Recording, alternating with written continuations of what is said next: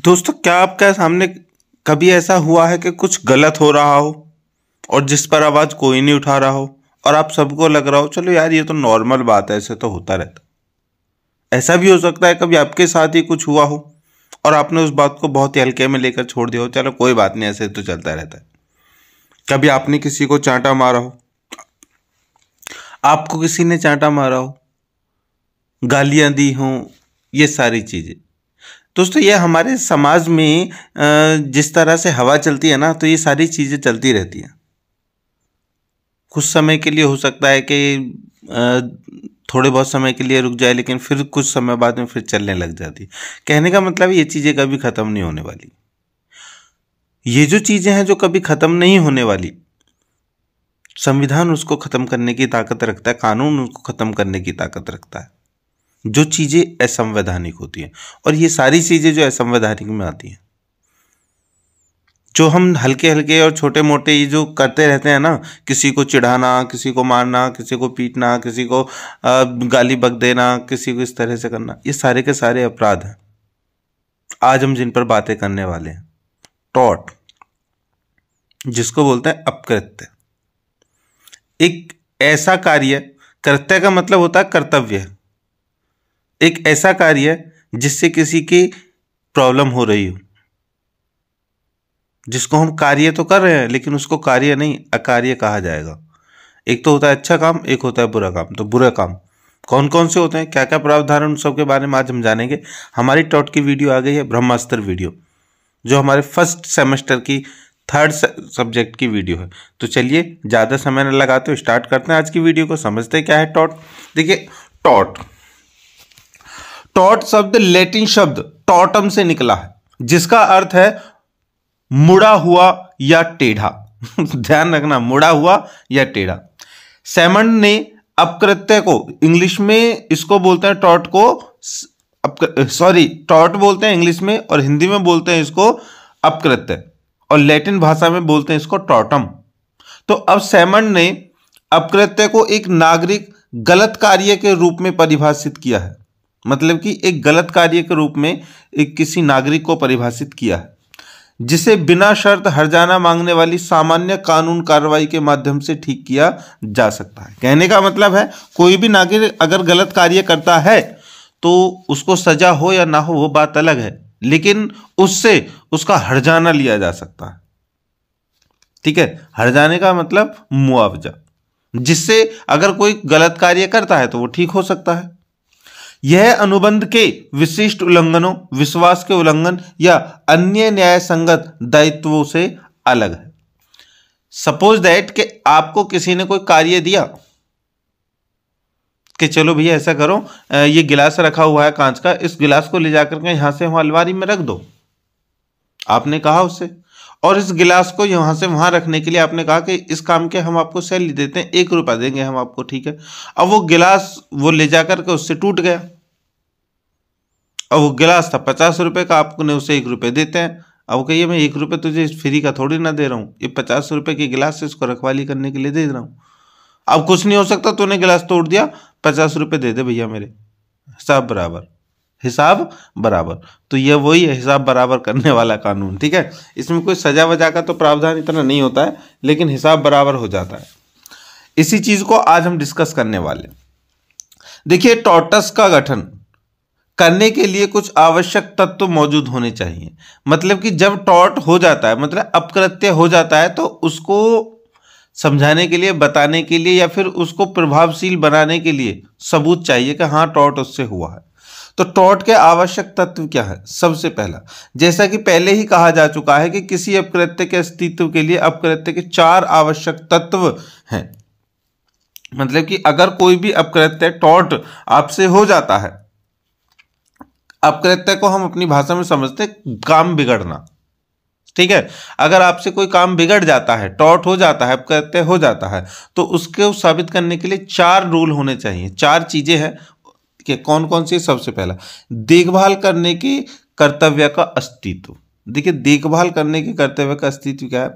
टॉर्टस का कानून प्रत्येक व्यक्ति पर उन गतिविधियों में संलग्न होने पर उचित स्तर की देखभाल करने का दायित्व डालता है जो संभावित रूप से दूसरों को नुकसान पहुंचा सकती है। कानून मामले में आगे बढ़ाने के लिए यह स्थापित करना आवश्यक है कि अपकृत्यकर्ता जिसने काम बिगाड़ा है अपकृत्य के लिए जिम्मेदार व्यक्ति है। जिसने काम बिगाड़ा है वो काम बिगाड़ने के लिए जिम्मेदार है, पर घायल पक्ष की देखभाल का कर्तव्य था और इस कर्तव्य का उल्लंघन किया गया है। देखभाल का कर्तव्य कानून द्वारा लाया गया है और इसके लिए अत्याचारकर्ता और घायल पक्ष के बीच सीधे संबंध की आवश्यकता नहीं है। अब देखिए यहाँ पर इस पैराग्राफ में 2-3 बातें होंगी। सबसे पहली बात तो हम उसी पे समझते हैं। देखिए मैं अपनी भाषा में रैंडमली भाषा में बता रहा हूँ। अपकृत्य को हम कहेंगे काम बिगड़ना, ठीक है, या फिर बिगड़ा हुआ काम, जिसको आम भाषा में बोलते हैं भसुड़ी।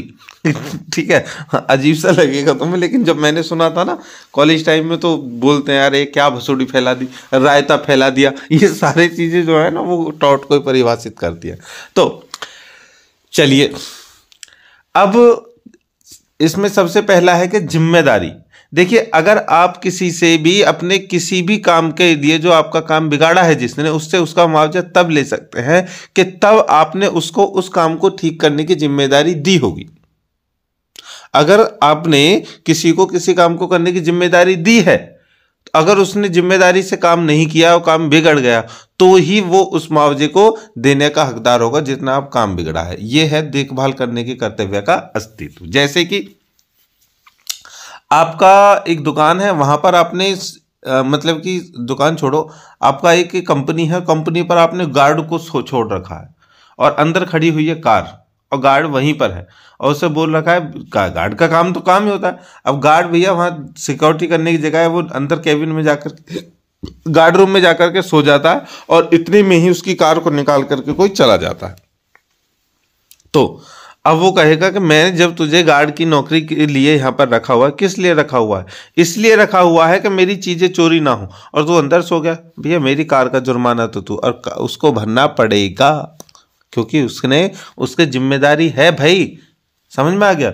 मतलब कि देखभाल करने का उसका कर्तव्य है और वो उस समय अस्तित्व में था तो उसका काम बनता है, वो देगा वापस। दूसरा पॉइंट है किसी अधिनियम का गलत कमीशन या लोभ। इसको इस तरह से समझते हैं, देखिए किसी कार्य को, सीधा बोलते किसी काम को गलत मानने के लिए उसे कानून द्वारा इस रूप में परिभाषित किया जाना चाहिए, किसी कानूनी प्रावधान का उल्लंघन करना है किसी कार्य को गैर कानूनी बना देता है।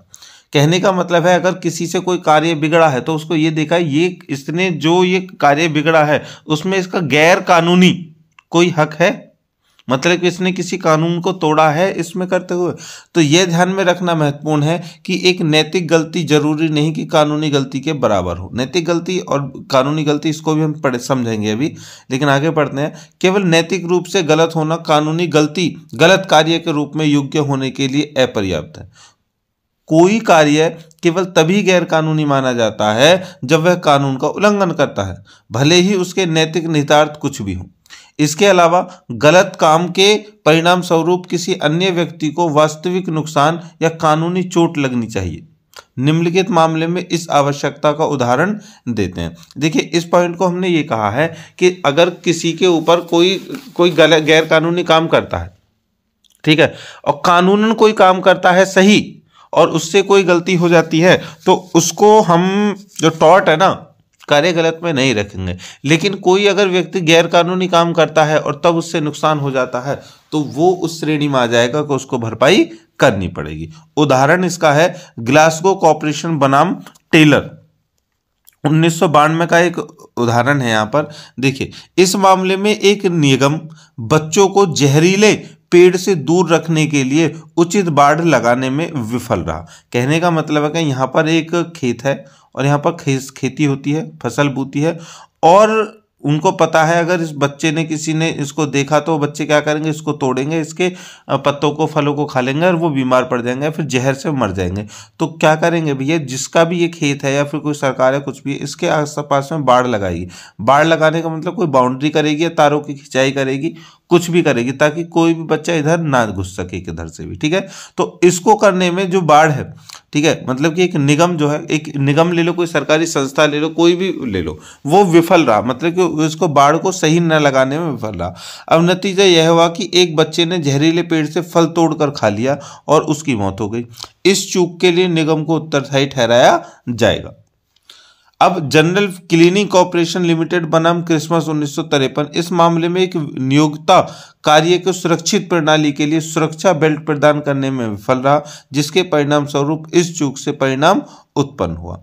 अब यहाँ पर एक कंडीशन, इसको ऐसे समझते हैं कि सरकार आपसे कहती है कि जब भी आप 4 पहिए मतलब कार को चलाएं, ठीक है, तो क्या करें, सीट बेल्ट लगाएं, क्योंकि सीट बेल्ट क्या है भैया, वो तुम्हारी सुरक्षा करती है।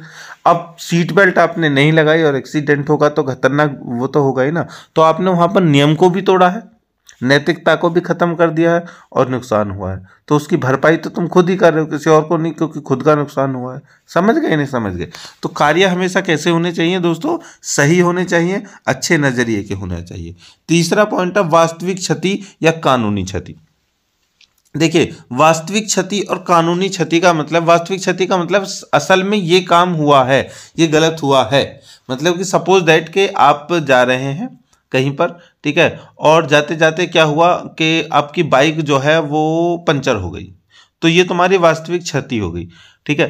पंचर होने के बाद में बाइक लुढ़क गई और लुढ़क करके साइड में जाते हुए एक व्यक्ति को तुम्हारी बाइक लग गई और वो गिर गया, उसका सर फट गया।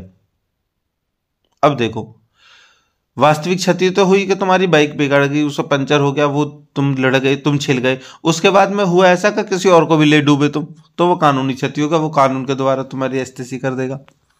तो इस अपकृत्य के दावे के उत्पन्न होने और अपकृत्यकर्ता को उत्तरदायी ठहराए जाने के लिए दावेदार को गलत कार्य के परिणाम स्वरूप वास्तविक पीड़ा या हानि का सामना करना पड़ा होगा या उनके कानूनी अधिकारों का उल्लंघन हुआ होगा, परिणामी क्षति के साथ या उसके बिना हुआ होगा, ठीक है। या तो क्षति हुई होगी या फिर क्षति नहीं भी हुई होगी तो उसके बिना हुआ होगा। कैसे समझेंगे इसको?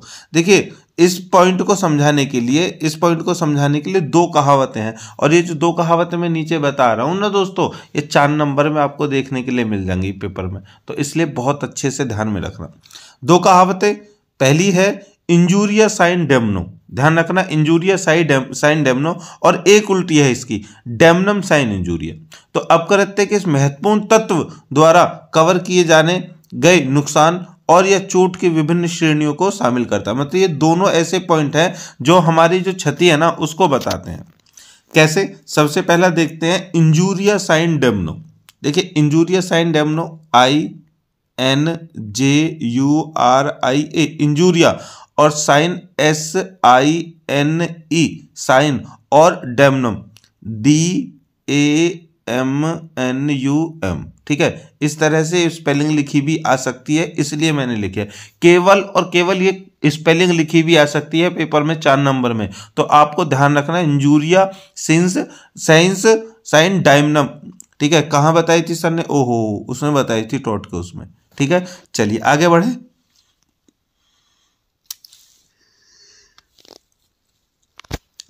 देखिए, इंजूरिया साइन डेमनो मतलब कि एक कहावत है, प्रोवर्ब पे ध्यान रखना। अब ये क्या प्रूव करते हैं वो देखेंगे। देखिए, इंजूरिया साइन डेमनो बिना किसी क्षति के चोट का वर्णन करती है। देखिए, अब आप सोचेंगे बिना किसी क्षति, मतलब कि क्षति तो कोई हुई नहीं, मतलब कि नुकसान तो कुछ हुआ नहीं, और फिर चोट लग गई, ऐसे कैसे हो सकता है? चोट लगेगी तो ही तो नुकसान होगा, तो ये ऐसा कैसा है भैया? ऐसा ही होगा।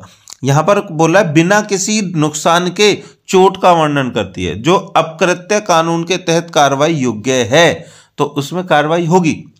यह तब होता है जब कोई व्यक्ति वास्तविक नुकसान के बिना कानूनी चोट का अनुभव करता है। ध्यान रखना, बिना किसी वास्तविक, मतलब असलत में तो कोई उसका नुकसान नहीं हुआ है, फिर भी उसे ऐसा लगा कि मुझे चोट लगी है, उसका चोट का अनुभव करता है, जिसका अर्थ है कि उसके कानूनी अधिकार का किसी अन्य व्यक्ति द्वारा उल्लंघन किया गया है। यह वास्तविक नुकसान की आवश्यकता के बिना पूर्ण अधिकार के उल्लंघन का प्रतीक है। यहां पर यह कह रहा है कि उसके कानूनी जो अधिकार है ना उनको तो छीना गया है, भले ही उसको चोट ना लगी हो। तो अब इसको कैसे समझेंगे? एक कहावत का एक उदाहरण है एशबी बनाम वाइट 1703, ठीक है, आगे जो भी है, ऐतिहासिक मामला है जहां वादी श्री एशबी को कांस्टेबल श्री वाइट द्वारा मतदान करने से रोका गया था। यह नियम प्राचीन कहावत उबी जुस इबी रेमेडियम, ध्यान रखना, कहावत उबी जस जुस जुस नहीं है जस, उबी जस इबी रेडियम पर आधारित है, जिसका अर्थ है जहां अधिकार है वहां उपचार होगा, जहां अधिकार है वहां उपचार भी होगा। तो अब इसमें क्या हुआ, मतलब कि एक कांस्टेबल ने एक व्यक्ति को वोट डालने से रोक दिया। अब वोट डालने से रोक दिया, समझो इस बात में, वोट डालने से रोक दिया तो उसको गुस्सा आएगा, यार मुझे वोट डालने से क्यों रोक दिया। हालांकि वोट डालने ना डालने से उसका कोई वास्तविक वहां पर नुकसान नहीं हो रहा, लेकिन कानूनन तो उसका नुकसान हुआ, भाई उसका हक है कानूनी वोट डालने का, वो किसी को भी डाले। तो यहां पर क्या हुआ, उसको क्षति हुई। अब वादी संसदीय चुनाव में एक योग्य मतदाता था, मतलब कि जो ये है हमारे क्या नाम है एशबी, ये एक योग्य मतदाता है। प्रतिवादी एक रिटर्निंग अधिकारी ने, मतलब कि एक कांस्टेबल ने, रिटर्निंग अधिकारी ने गलत तरीके से वादी को वोट स्वीकार करने से इनकार कर दिया, मतलब उसको वोट नहीं डालने दे, उसका तुम वोट नहीं डाल सकते। हालांकि वादी को इसका कोई नुकसान नहीं हुआ, क्योंकि वह जिस उम्मीदवार को वोट देना चाहता था वो पहले ही चुनाव जीत चुका था। फिर भी प्रतिवादियों को उत्तरदायी ठहराया गया। यह निष्कर्ष निकाला गया कि क्षति केवल आर्थिक हानि तक सीमित नहीं है, क्योंकि चोट का तात्पर्य क्षति है यहाँ पर। इसलिए जब किसी व्यक्ति के अधिकारों में बाधा आती है तो वे उपचार के हकदार होते हैं। देखिए बड़ी अच्छी बात की है, देखो उसने वोट डालने से उसको इनकार कर दिया, हालांकि उसे जिस अपने मतदाता को वोट डालनी थी वो पहले जीत चुका था, तो उसमें उसका कोई नुकसान नहीं हो, क्योंकि वोट का हारना जीतना तो एक ही वोट का होता है। तो अब यहां पर कंडीशन क्या है, उसने कहा कि ठीक है मेरा नुकसान नहीं हुआ, मेरे वोट डालने से कोई फर्क नहीं पड़ा, लेकिन मेरा कानूनी अधिकार तो छीना ना, मुझे तो अंदर से बुरा लगा ना। तो अब भैया वो भी गलत कार्य किसके अकॉर्डिंग, वो जो कांस्टेबल था उसने गलत कार्य किया था, तो वहां पर वो उपचार पाएगा, मतलब कि उसको कानूनी जो है अधिकार मिलेगा न्याय का।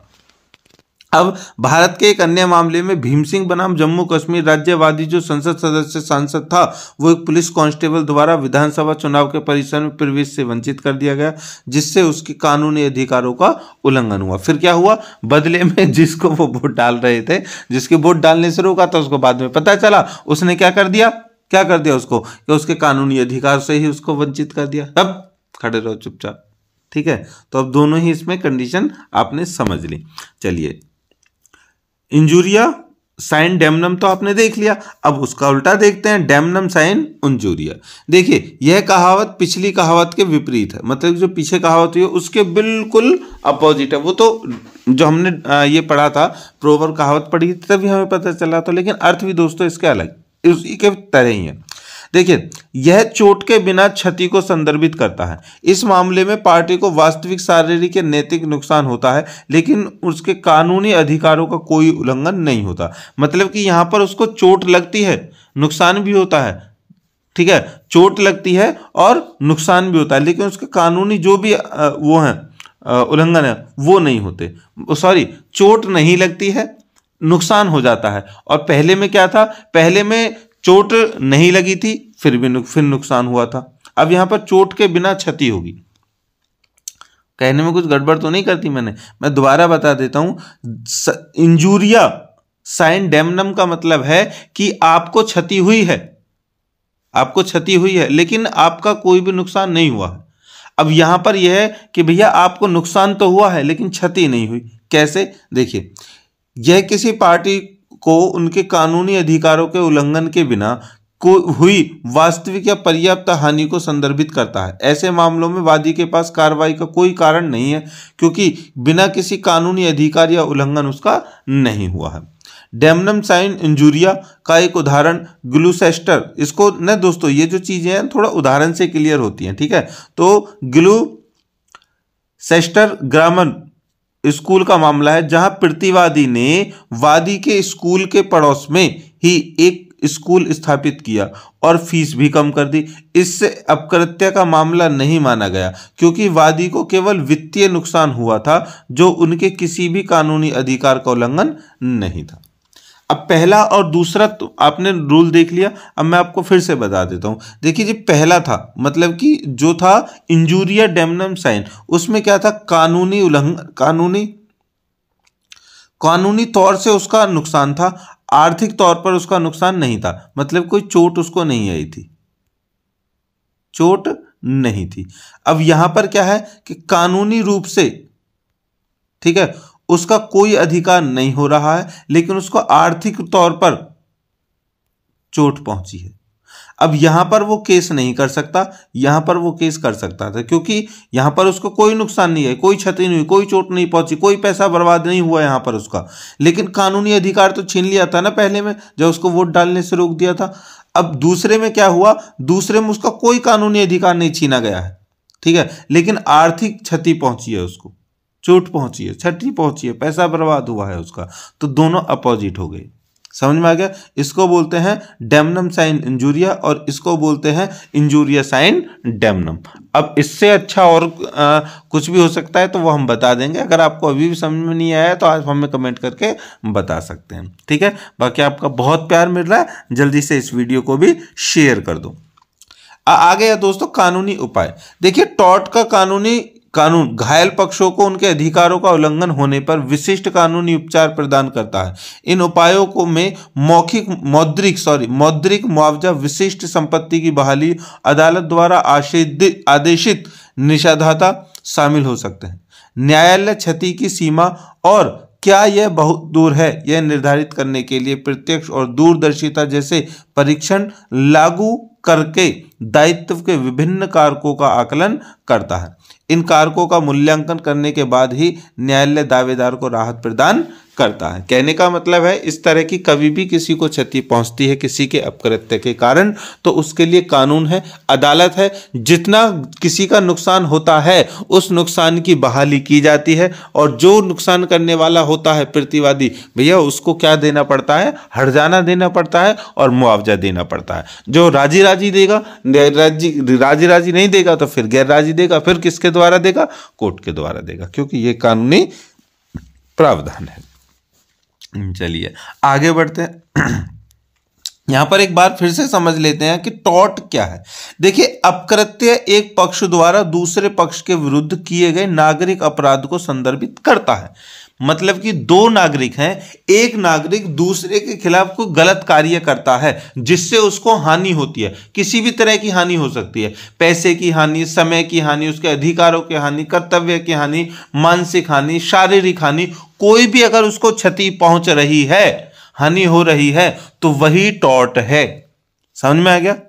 जिसके परिणाम स्वरूप नुकसान, हानि या चोट लगती है। यह एक कानूनी अवधारणा है जो घायल पक्ष को हुए नुकसान के लिए मुआवजा मांगने का अधिकार प्रदान करती है। अब जिसके साथ में गलत कार्य हुआ है, उसको चाहे पैसे की हानि हुई हो, चोट की हानि हुई, शारीरिक, मानसिक, कोई भी हानि हुई हो, कोई भी उसको नुकसान हुआ है, तो क्या किया जाएगा, जिसने किया है, जिसकी वजह से हुआ है, जिसके गलत कार्य की वजह से, जाने अनजाने में या फिर जानकर या बूझकर कैसे भी उसको हुआ है, तो उसका उसे क्या करनी पड़ेगी, हर्जाना देना पड़ेगा, जितनी उसकी चोट लगी है उतना ही। अब अपकृत्य विभिन्न कार्यों से उत्पन्न हो सकता है, जिसमें नंबर 1 लापरवाही, मानहानि, अतिक्रमण या कोई संविदा, अनुबंध, कॉन्ट्रैक्ट तो उल्लंघन शामिल है। अपकृत्य कानून का प्राथमिक उद्देश्य मौद्रिक क्षतिपूर्ति देकर घायल पक्ष को उसकी मूल स्थिति में बहाल करना है। मतलब कि अपकृत्य का मतलब यह है, अगर किसी का नुकसान हुआ है तो उसकी पहले की स्थिति में ही पहुंचाना। सपोज दैट आप बाइक से जा रहे हैं और किसी ने रास्ते में आपको ठोक दिया और आपकी बाइक की हेडलाइट टूट गई, तो मतलब कि अब आपको पहली स्थिति में ही होना है, हो जाओगे तो तुम्हारा कोई भी नुकसान नहीं होगा, वरना नुकसान होगा। अब पहली स्थिति के लिए क्या होगा, जिसने बाइक तुम्हारी ठोकी है उस बाइक में क्या करना पड़ेगा, जो लाइट टूटी है उस लाइट को लगवाना पड़ेगा या फिर उसके पैसे देने पड़ेंगे। हो गया ना, हो गया। तो उस कानून का प्राथमिक उद्देश्य, प्राइमरी जो ऑब्जेक्ट है, सबसे पहला नियम यही होता है, जिसका जितना नुकसान हुआ है उसकी भरपाई जिसने किया है वो करेगा। यही टॉर्ट का नियम है। अब अपराधों के विपरीत अपकृत्य में व्यक्तियों के बीच निजी विवाद भी शामिल होते हैं और दायित्व अक्सर लापरवाही या गलती के आधार पर निर्धारित किया जाता है। मतलब कि जो भी आपके साथ में कुछ गलत हुआ है, क्या उसने जानबूझकर किया है, उसकी लापरवाही से हुआ है, गलती से हुआ है, ठीक है, तभी आपको मुआवजा दिया जाएगा। समझ में आ गया? चलिए आगे है कि अपराध क्या है। देखिए मेन पॉइंट यहां पर आपको यह पता होना चाहिए कि अपराध क्या है, क्योंकि अभी हम जो पढ़ रहे हैं वो पढ़ रहे हैं अपकृत्य क्या है। अपकृत्य क्या है? अपकृत्य जो क्या, यहां पर क्वेश्चन ये है कि क्या जो अपकृत्य है वो अपराध है, या फिर जितने भी हम अपराध करते हैं वो सभी अपकृत्य होंगे, क्योंकि अपराध भी तो वही होते हैं, जो कोई अपराध करता है उसमें किसी ना किसी का नुकसान तो होता है ना। तो उसी चीज को यहां पर हम डिफाइन कर रहे हैं। बहुत ही इंपॉर्टेंट क्वेश्चन है, 10 नंबर में आपको देखने के लिए मिल सकता है और 20 नंबर पे भी। तो स्टार्ट करते हैं। देखिए, अपराध का तात्पर्य किसी व्यक्ति या संस्था द्वारा समाज के विरुद्ध किए गए गैर कानूनी कार्य से है। मतलब कोई भी व्यक्ति समाज और किसी व्यक्ति के खिलाफ गैर कानूनी काम करता है तो उसको कहा जाएगा अपराध, जिसके परिणाम स्वरूप सार्वजनिक व्यवस्था को नुकसान या खतरा होता है। अपराध को राज्य के विरुद्ध अपराध माना जाता है और उन पर सरकार द्वारा मुकदमा चलाया जाता है। इनमें चोरी, हमला, धोखाधड़ी और हत्या सहित कई प्रकार की कार्रवाइयां शामिल होती हैं। अब आपराधिक कानून के अधीन है, मतलब कोई भी आपराधिक जो अपराध है वो कानून बताएगा कि यह अपराध है या नहीं है, और उनके अभियोजन का उद्देश्य सार्वजनिक सुरक्षा की रक्षा करना है, भविष्य में आपराधिक व्यवहार को रोकना और उस अपराधी को सजा प्रदान करना है। मतलब कानून का काम यह है कि सार्वजनिक तौर से उसकी सुरक्षा करना है, अपराध को रोकना है और उस अपराध जो करने वाला है उसको सजा भी देना है। तो यहाँ पर सबूत का भार अभियोजन पक्ष पर है। जो अभियोजन पक्ष उसको कहेंगे दोस्तों जिसके साथ में अपराध हुआ है, ठीक है, वही अपराध को क्या करता है, सजा दिलवाता है, क्योंकि जब तक वो एफआईआर नहीं करेगा, उसके खिलाफ मुकदमा नहीं करेगा, तो जो अपराध करने वाला है उस पर कोई फर्क नहीं पड़ेगा। जिसे उचित संदेह से परे आरोपी के अपराध को स्थापित करना होता है। और ये स्थापित कौन करता है? उसके अपराध को, जिसके साथ में गलत हुआ है वो। आगे है टॉर्ट और अपराध के बीच मुख्य अंतर। देखिए टॉर्ट हमने ऊपर पढ़ा दिया था, अपराध यहां पढ़ा दिया था। क्वेश्चन ये आ सकता है टॉर्ट और अपराध के बीच में अंतर बताइए। तो अंतर देख लेते हैं, यहां पर तकरीबन 2-4 लाइनें हैं, उनमें से समझते हैं क्या है टॉर्ट और अपराध दोनों में अंतर। इंपॉर्टेंट है, इसको क्वेश्चन को देखकर क्या पूरे टॉर्ट को आप समझने वाले, मतलब टॉर्ट क्या है, कैसे काम करता है पूरा, अगर अभी तक नहीं समझा। हालांकि जो है 90% लोग समझ गए होंगे। अगर किसी को रह गया हो, कोई कहीं दिमाग कहीं भटक गया हो, कोई ध्यान कहीं भटक गया हो, वीडियो देखते देखते किसी को कोई याद आ गया हो, या फिर मम्मी पापा ने आवाज मार ली हो, कुछ भी हो सकता है, तो वहां पर हो सकता है एक पॉइंट आपको छूट गया हो, तो उसमें थोड़ी कंफ्यूजन हो, यहां पर दूर हो जाएगी। तो देखते हैं। देखिए सबसे नंबर 1, अपकृत्य का तात्पर्य नागरिक गलती से है। मतलब कि व्यक्तियों की कोई गलती का मतलब होता है कि वो जो गलती उससे हो गई, काम करने जा रहा था अच्छा, और देखो मैं आपको दोस्तों एक बात बताता हूं कि मेरा एक दोस्त हुआ करता था, ठीक है, और हमारी बहुत अच्छी फ्रेंडशिप थी, और मैं कभी उसका बुरा नहीं सोचता था और हमेशा उसके भले के लिए करता था, बहुत हेल्प करता था, वो भी मेरी हेल्प करता था, ऐसा नहीं है, बहुत अच्छी हेल्प करता था मेरी वो भी। लेकिन कंडीशन ही हो जाती थी बदकिस्मती से कि मैं उसके लिए कुछ भी अच्छा करने जाऊं, कुछ अच्छा सरप्राइज करने जाऊं, काम ही बिगड़ जाता था, ठीक है। वो फिर मुझ पर गुस्सा करता था, क्या यार तू ऐसा करता रहता है, ये है वो है, तुझे ऐसा नहीं करने। मैं वो कहती यार, मतलब कि मुझसे गलती हो गई यार, मैं कुछ अच्छा करना चाहता था, अब तो बुरा हो गया। तो वहां पर क्या है, वहां पर देखो अपकृत्य तो हुआ ना, मतलब कि मैं अच्छा करने जा रहा था, बुरा हो गया, वो तो एक नैतिक चीज है कि चलो आदमी चाह नहीं रहा, फिर हो गया। कोई जानबूझ करके भी करते हैं, लेकिन हुआ तो सही। वो समझता था कि जानबूझ कर रहा है, मैं करता था मुझसे हो जाता है, मैं चाहता नहीं हूं कैसा हो, लेकिन वो हो जाता है, मेरी गलती है, मैं मुझसे गलत हो गया। तो अब इसको क्या कहेंगे हम? अपकृत्य कहेंगे, अपराध नहीं कहेंगे, ठीक है। तो जबकि अपराध का तात्पर्य आपराधिक अपराध से है, मतलब कि अगर मैं जानबूझ करके किसी को मारता हूं, पीटता हूं, तो वहां पर क्या आ गया? वो आ गया अपराध। दूसरा पॉइंट है टॉर्ट के मामले में आमतौर पर व्यक्तियों के बीच निजी विवाद शामिल होते हैं, जबकि अपराधों में सार्वजनिक कानून का उल्लंघन होता है। मतलब टॉर्ट में क्या है, आप दोनों को दो लोग हो, आप एक दूसरे को थोड़ा बहुत गुस्सा हो रहा है, तुमने उसको चांटा मार दिया, उसने तुमको चांटा मार दिया, ठीक है, ये तो अपराध की श्रेणी में आ जाएगा। लेकिन तुमने उसको गाली बक दी, उसने तुम्हें गाली बक दी, ये किस में आ जाएगा? अपकृत्य में आ गया। अब आप ये सोच रहे हो, अच्छा अब देख रहे हो, ठीक है, कि आपका दोस्त यहां पर है सड़क के पार में, ये एक रास्ता है सड़क के पार में, ठीक है, ये तो गलत हो गया, हाँ ये एक सड़क है, ठीक है, यहां पर आपका दोस्त है, वो यहां पर इस पर बेंच पर बैठा हुआ है, ठीक है, यहाँ पर बैठा हुआ है, यहाँ से आप जा रहे हैं, आपने उसको देखा, अरे आजा आजा यार क्या कर रहा है, जल्दी आजा आजा मेरे पास। आपने देखा अच्छा इसने मुझे उस दिन मारा था, आज इसका बदला लेता हूँ। अब आपने यहाँ पर एक केला का छिलका पड़ा हुआ था और आपने यहाँ पर फेंक दिया, उसे दिखा नहीं, और वहाँ पर आ रहा था, उस केले के छिलके से लिपट गया और वो गिर गया, और गिर कर अरे यार तुम हंसने लगे फिर उस पर।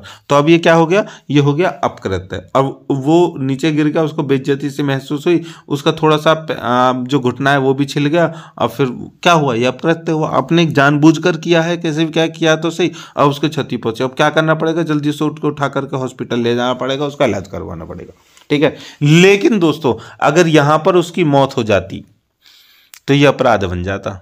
समझ में आ गया नहीं आ गया, ये अपराध बन जाता अगर उसकी मौत हो जाती। चलिए आगे बढ़ते हैं, पॉइंट नंबर 3। देखिए अपकृत्य मामलों में पीड़ित नुकसान के लिए मुआवजा की मांग करता है, जबकि अपराध में राज्य द्वारा दी गई सजा शामिल होती है। मतलब कि अगर ऐसा कोई कार्य है जिसका मुआवजे लेकर के फंद कट जाएगा तो ठीक है, वो अपकृत्य में आ जाता है। लेकिन ऐसा कार्य है जिसका मुआवजे से कुछ नहीं होगा, उस पर तो सजा ही होगी, ठीक है, तो वो किस में आ जाता है, अपराध में आ जाता है। आगे है, अपकार में दायित्व अक्सर लापरवाही या गलती के आधार पर निर्धारित किया जाता है, जबकि आपराधिक दायित्व के लिए उचित संदेह से परे सबूत की आवश्यकता होती है। मतलब कि आपका देखिए जो अपकृत्य है उसमें आपका जो कर्तव्य था, आपका जो दायित्व, आपकी जिम्मेदारी थी, वो आपने ठीक तरह से नहीं निभाई, तब उसका नुकसान हो गया, तो यहां पर अपकृत्य है। लेकिन जो आपराधिक दायित्व है उसके लिए तो सोच समझ के कुछ आपको उसने किया होगा, जिसने भी आपके साथ गलत किया तो आपको क्या होगा, उसके खिलाफ सबूत दिखाने पड़ेंगे कि हाँ जी इसने ऐसे किया है। 5वां पॉइंट है, अपकृत्य मामलों का समाधान सिविल मुकदमेबाजी के माध्यम से होता है। मतलब सिविल केस से हो जाता है, जबकि आपराधिक मामलों का समाधान आपराधिक कार्रवाई के माध्यम से होता है, मतलब क्रिमिनल प्रोसीजर से होता है। पॉइंट नंबर 6, टॉर्ट मामलों में आपराधिक इरादे की आवश्यकता नहीं होती। मतलब कि जरूरी नहीं है आपका कोई इरादा हो किसी को बहुत ज्यादा चोट पहुंचाने का, मारने का, पीटने का, कुछ भी, लेकिन फिर भी हो गया तो ये अपकृत्य है। बल्कि लापरवाही या कर्तव्य का उल्लंघन पर्याप्त ही है। मतलब कि आपने कोई कर्तव्य था, आपका उल्लंघन कर दिया, लापरवाही बरत दी किसी काम में, तो वो काफी है। जबकि आपराधिक मामलों के लिए दोषी दिमाग की आवश्यकता होती है। मतलब कि दोषी दिमाग का वो बताया था ना कि जैसे रास्ते में जो केले का छिलका फेंक दिया था, ठीक है, तो अब उसने वो प्लानिंग करके किया था, तो वो किस में जाएगा, वो अपराधी में चला जाएगा। अब उसको चोट लग गई तो वो अपराध में चला जाएगा। लेकिन वहां पर अगर वो जा रहा है और वहां पर आगे वो केले के छिलके पड़े थे, आप उसी रास्ते से उसको बुला रहे हैं, ठीक है, और आपको पता था वहाँ केले के छिलके पड़े हुए हैं और उसी रास्ते से आपको बुला रहे हैं और वो आकर गिर जाता है, तो वो कहेगा यार तूने मुझे बता तो देता, इधर केले के छिलके पड़े, मैंने देखा नहीं, मैं तो ऐसे ही आ गया। तो आप कहोगे ठीक है गिर गया, कोई बात नहीं। तो अब ये किस में आ जाएगा, ये अपकृत्य में आ जाएगा। लेकिन ये साबित भी तो करना पड़ेगा। आगे है 7 पॉइंट। देखिए अपकृत्य मामले में शामिल पक्ष पीड़ित, वादी और गलत करने वाला प्रतिवादी होते हैं, जबकि आपराधिक मामलों में पक्ष राज्य, अभियोजन और आरोपी होते हैं। मतलब एक तो आरोपी होता है और दूसरा पक्ष होता है अभियोजन। 8वां पॉइंट, अपकृत्य के उदाहरणों में लापरवाही, मानहानि और अनुबंध का उल्लंघन शामिल है। अनुबंध मतलब कोई कॉन्ट्रैक्ट, संविदा का उल्लंघन है, शर्त, ठीक है, ऐसे समझते, शर्त का उल्लंघन है। जबकि अपराधों के उदाहरणों में चोरी, हमला, हत्या आदि शामिल होते हैं। पॉइंट नंबर 9 के अपकृत्य मामलों में नागरिक दंड में अक्सर पीड़ित को मौखिक मुआवजा शामिल होता है, जबकि अपराध के मामलों में आपराधिक दंड में जुर्माना और कारावास की सजा शामिल होती है। पॉइंट नंबर 10 कि अपकृत्य मामलों में सबूत का मानक आमतौर पर संभावनाओं का संतुलन होता है, जबकि आपराधिक मामलों में उच्च संदेह से परे सबूत की आवश्यकता होती है। मतलब कि अपकृत्य में तो एक संभावना है कि हाँ भी, अगर जैसे मैंने पहले एक वो दिया था कि एक कंपनी का वो है मालिक है, वो उसकी गाड़ी खड़ी है, वो गेट पर अपने जो वो है मतलब गार्ड है उनको छोड़ करके जाता है और वो जा करके सो जाता है। तो अब वो सो गया तो वो गाड़ी चली गई, तो यहाँ पर संभावना थी अगर वो नहीं जा करके सोता, ठीक है, तो क्या होता, वो गाड़ी को चोर नहीं लेके जाता। तो इसमें संभावना होती है।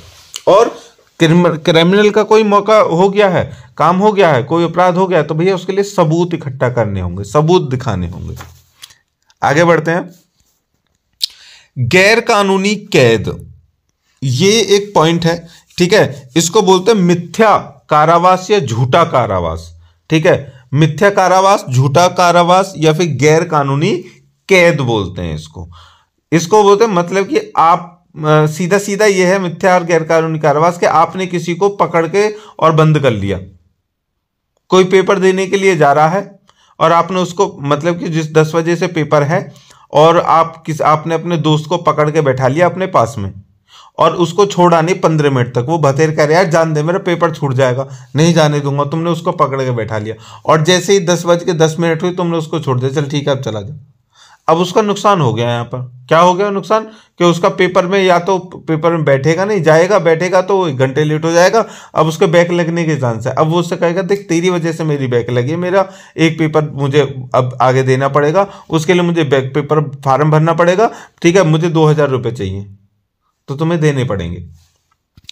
तो ये गैर कानूनी कैद है। देखिए, झूठा कारावास किसी कानून प्रवर्तन अधिकारी या नागरिक द्वारा किसी व्यक्ति को कारावास में डालना है जो कानूनी अधिकार के बिना की गई गतिविधि है। भले ही हम इसे झूठी गिरफ्तारी कहें, लेकिन यह झूठी कैद का ही एक हिस्सा है।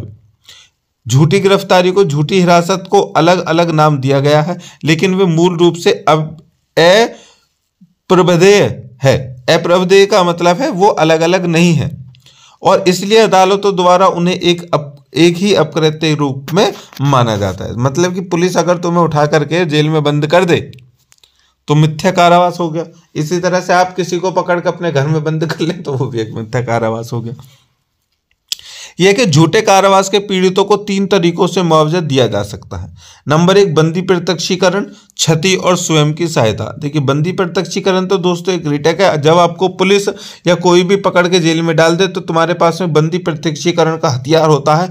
तो अपने वकील करो और उससे कहोगे बंदी प्रत्यक्षीकरण की रिट डाल दे कि मुझे गलत फंसाया गया है और मुझे बाहर निकल जाएगा। उसके बाद है क्षति, मतलब कि उसको अगर जेल में बंद करके रखा है तो क्यों करके रखा है, कोई कारण नहीं, ऐसे ही रखा है, भैया आप उसकी क्षति दे दो। अगर वो बाहर रहता तो वो इतने पैसे कमा लेता, इतना समय उसका वहाँ लगता, जो भी उसका नुकसान हुआ है वो। और उसके बाद है स्वयं की सहायता, अपनी मदद भी वो कर सकता है। यदि किसी व्यक्ति को गैरकानूनी तरीके से कैद कर लिया गया है तो उसे बंदी प्रत्यक्षीकरण रिट द्वारा ऐसे कारावास से रिहा किया जा सकता है।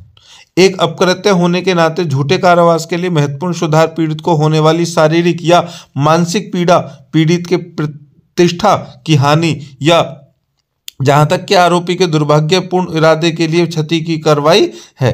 पीड़ित कैद से भागने के लिए उचित रूप का बल का प्रयोग कर सकता है और नुकसान या क्षति के लिए उससे शुल्क नहीं लिया जा सकता, तो उसे जो भी है उसको वो लग सकता है। मतलब कि जब उसको जबरदस्ती बंद किया तो भागने की कोशिश भी कर सकता है और रिट भी ले सकता है, जो कि ये वाली रिट है बंदी प्रत्यक्षीकरण की, उसे छूट जाएगा। और उसके बाद में अगर नहीं उससे कुछ भी हुआ तो भैया वो जिसने बंद किया था उससे वो मुआवजे का हकदार होगा। अब झूठे कारावास के तत्व क्या हैं? देखिए, निम्नलिखित कुछ तत्व हैं। नंबर 1 है इरादा कारक, इरादतन। देखिए, झूठे कारावास का कानून आमतौर पर जानबूझकर होना चाहिए। एक औसत व्यक्ति झूठे कारावास के लिए उत्तरदायी नहीं होता है जब तक कि वह कारावास के उद्देश्य से कुछ नहीं करता। उनके सामने प्रस्तुत साक्ष्यों के आधार पर यह निर्णय लेना न्यायाधीशों पर निर्भर करता है कि झूठे कारावास का अत्याचार जानबूझकर किया गया है या फिर नहीं। कहने का मतलब है, अगर आपको किसी ने जेल में बंद कर दिया है तो अदालत ये कहेगी किस कारण से जेल में बंद करा, क्या थे वो तथ्य जिनके ऊपर बंद किया। अगर उन्होंने प्रस्तुत कर दिए तो ठीक है, नहीं किए तो आपको छूट मिल जाएगी। आगे वादी का ज्ञान। देखिए, जिस व्यक्ति पर झूठे कारावास का आरोप लगाया गया है उसे इस स्वतंत्रता प्रतिबंध के बारे में जागरूक होने की कोई आवश्यकता नहीं है। उदाहरण के लिए, यदि कोई व्यक्ति एक कमरे में कैद है और वादी को प्रवेश करने पर ही इसका पता चलता है तो कमरे में एक से अधिक प्रवेश हैं, भले ही वे वादी को ज्ञात न हो, प्रतिवादी उत्तरदायी इसका होगा। कहने का मतलब है, किसी को कोई कहीं ऐसे ही बहला करके फुसला करके ले गया, ठीक है, और वहां पर ले जाकर के उसको बंद कर दिया, तो अब वो ये नहीं कह सकता कि हाँ, या फिर कोई भी कंडीशन है। एक दूसरी कंडीशन ये भी है कि आप 2 लोग कहीं जा रहे थे, ठीक है, और एक जो है वो रास्ता भूल गया और वहीं पर रुक गया और फिर तुम वहां से बच के निकल आए, तो यहाँ पर तुम्हारी फिर भी जिम्मेदारी है कि वो गलत हो गया, फिर भी वो वहां पर फंस गए। आगे जानबूझकर हिरासत में रखना, ये तो अनजानी कंडीशन थी कि आप चाहते ही नहीं थे फिर भी कोई फंस गया। अब जानबूझकर हिरासत में रखना, देखिए झूठा कारावास जानबूझकर किया जाना चाहिए। यदि आप गलती से दरवाजा बंद कर देते हैं और जब कोई दूसरी तरफ है तो इसे गलत कारावास नहीं माना जाएगा, क्योंकि यह गलत हिरासत के अंतर्गत आता है। इसमें किसी व्यक्ति को भौतिक कमरे या किसी समान कारावास से बाहर निकालने से शारीरिक रूप से प्रतिबंध करना शामिल है। कहने का मतलब सीधा सीधा यह है कि आपने देखा होगा, ठीक है, कि बच्चे जो स्कूल में खेलते रहते हैं, बाथरूम चले जाते हैं और स्कूल की छुट्टी हो जाती है और स्कूल गेट बंद करके चले जाते हैं, तो वहां पर उनको सजा नहीं दी जा सकती। क्यों नहीं दी जा सकती? कि उन्होंने जानबूझकर नहीं किया। हालांकि जो भी गेट बंद करके गया है उसकी एक बार जिम्मेदारी बनती थी कि वो सभी कमरों को चेक करके ताला लगाए, ठीक है, लेकिन हो जाती है कभी कभी गलती, तब गलती हो गई तो ठीक है। लेकिन अगर ऐसा है कि हो सकता है कहीं बाहर हो, फिर उसने देखा हो कि कोई भी नहीं है, वो उसमें घुस गया हो, कुछ भी हो सकता है, तो ये वाली कंडीशन थोड़ी अलग हो सकती है, ठीक है। तो समझ में आ गया होगा दोस्तों, तो जल्दी से वीडियो को शेयर कर दीजिए और लोगों के पास में, और लाइक कर दीजिए। यहां पर हमने स्टार्ट कर दिया है अब दूसरा पॉइंट, मतलब कि क्वेश्चन नंबर नेक्स्ट, जो कि आपको 10 नंबर और 4 नंबर में देखने के लिए मिलेगा। क्वेश्चन है दोस्तों, फॉरेन टॉट मतलब कि विदेशी अपकृत्य। एक विदेशी अपकृत्य को इस प्रकार परिभाषित किया जा सकता है कि जब कोई अपकृत्य जो किसी व्यक्ति द्वारा विदेश में किया जाता है और इसलिए ऐसे अपकृत्य के लिए कार्रवाई का कारण विदेश में ही उत्पन्न होता है। मतलब अगर अपने देश में हो रहा है तो देशी अपकृत्य है, और विदेश में जाकर कोई कर रहा है, हमारे व्यक्ति मतलब हमारे देश का कोई व्यक्ति कहीं और किसी और राज्य में जाकर के, देश में जाकर के अपकृत्य कर रहा है, गलत काम कर रहा है, तो उसको विदेशी फॉरेन टॉट कहेंगे। इस प्रकार विदेशी अपकृत्य किसी विदेशी राष्ट्र में किए जाते हैं। विदेशी अपकृत्य 2 प्रकार के होते हैं जो इस प्रकार हैं, मतलब विदेशी अपकृत्य जो है वो भी 2 प्रकार से बांटे हुए। नंबर 1, टॉट ऑफ रियल्टी, ठीक है, 2 प्रकार के हैं, टॉट ऑफ रियल्टी है और एक और है। तो सबसे पहले टॉट ऑफ रियल्टी को जानते हैं। देखिए, जब भी कोई अपकृत्य किसी विदेशी देश में स्थित संपत्ति के विरुद्ध किया जाता है तो उस अपकृत्य को वास्तविक या अपकृत्य कहा जाता है। ऐसे अपकृत्यों में प्रभावित संपत्ति का एक अचल संपत्ति होती है, जिसका अर्थ है कि ऐसी संपत्ति एक ही स्थान पर स्थिर होती है और इसे अपनी स्थिति से हटाया नहीं जा सकता। मतलब कि जब कोई व्यक्ति किसी देश में जाकर के उसकी संपत्ति को, उसके जिस भी जो ओरिजिनल वहां पर चीजें हैं उसको अगर नुकसान पहुंचाता है तो ये पहला वाला आएगा, ठीक है, रियल टॉट।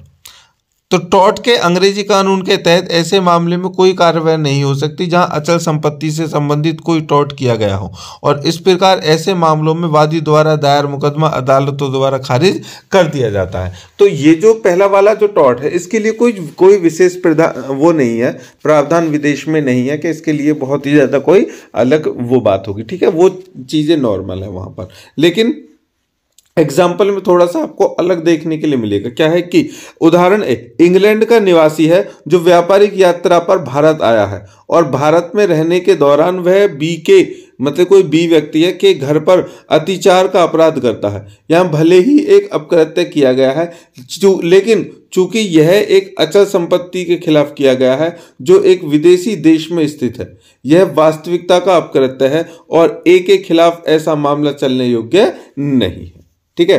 अतिचार का मतलब पता है क्या? अतिचार का मतलब है कि किसी के मतलब कि ठीक से बोलना नहीं, बात नहीं करना, बदतमीजी से बोलना, और ठीक है, और अपने आप को बहुत ज्यादा इस तरह से दिखाना, तो इस तरह का ये मामला है। आगे है दूसरा पॉइंट।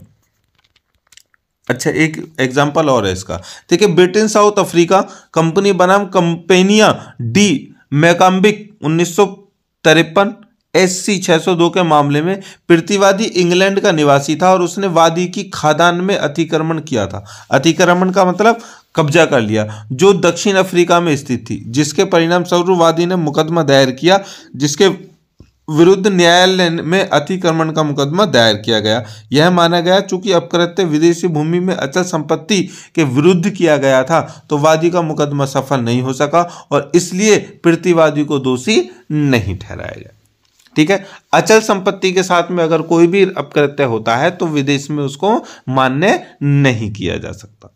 अचल संपत्ति मतलब कि वहां खान थी और वहां घर था, परिवार था। आगे है दूसरा पर्सनल टॉर्ट, व्यक्तिगत अत्याचार। पहला तो था रियल, अब है पर्सनल, व्यक्तिगत। देखिए विदेशी अपकृत्यों में दूसरा पॉइंट है ये, विदेशी अपकृत्यों में जब भी किसी व्यक्ति के विरुद्ध या उसकी चल संपत्ति के विरुद्ध गैर कानूनी कार्य किया जाता है तो ऐसे एक अपकृत्य को व्यक्तिगत अपकृत्य के रूप में जाना जाता है। मतलब किसी की चल संपत्ति के साथ में कोई गड़बड़ की जाती है। अब वास्तविकता के अपकृत्य के विपरीत व्यक्तिगत अपकृत्य के मामलों में जिस व्यक्ति को हानि होती है उसे अपकृत्यकर्ता, जिसने वो अपकृत्य किया है, के विरुद्ध मुकदमा दायर किया जाता है और उसका अधिकार भी होता है, और ऐसे व्यक्ति पर का मुकदमा न्यायालय द्वारा खारिज नहीं किया जाता है। इस प्रकार चल संपत्ति और शरीर के लिए व्यक्तिगत अपकृत्य लागू होते हैं और घायल व्यक्ति को उपचार उपलब्ध होता है। उदाहरण के लिए स्पेन का निवासी है ए, मतलब कि ए जो है ये स्पेन का निवासी है, स्विट्जरलैंड की यात्रा पर है और उसका फोन बी ने चुरा लिया। यहां चूंकि फोन एक चल संपत्ति है इसलिए ऐसा अपकृत्य विदेशी अपकृत्य के अंतर्गत व्यक्तिगत अपकृत्य की श्रेणी में आएगा और ए द्वारा दायर किया गया मुकदमा अदालत द्वारा स्वीकार कर लिया जाएगा और बी को उत्तरदायी ठहराया जाएगा और बी से उसका फोन दिलवाया जाएगा। एक और उदाहरण, चीन का निवासी के सिंगापुर में इंटर्नशिप कार्यक्रम के दौरान बी द्वारा हमला किया गया। यहां चूंकि अपकृत्य के शरीर के खिलाफ किया गया था, यह एक व्यक्तिगत अपकृत्य होगा और के द्वारा दायर मुकदमा स्वीकार किया जाएगा और न्यायालय बी को उत्तरदायी इसमें ठहराएगा।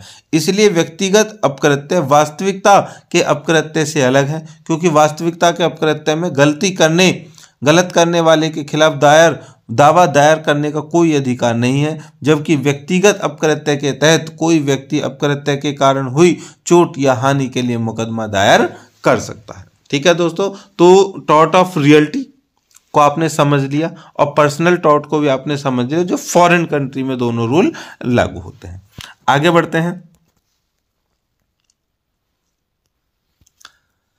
अच्छा, इसमें एक पॉइंट रह गया था कि लेकिन व्यक्तिगत अपकृत्य के तहत सभी मुकदमों को न्यायालय द्वारा स्वीकार नहीं किया जा सकता है और इसलिए केवल कुछ शर्तों को पूरा करने पर ही विदेश में किए गए व्यक्तिगत अपकृत्य के कोई मुकदमा न्यायालय द्वारा स्वीकार किया जाता है। तो उसमें कहने का मतलब ये भी नहीं सारे ही पर्सनल जो अपकृत्य के मामले हैं उनको स्वीकार कर लेगी, नहीं, उनमें भी वो तथ्य देखती है। ठीक है दोस्तों, चलिए आगे नेक्स्ट क्वेश्चन है डिस्चार्ज ऑफ टॉर्ट।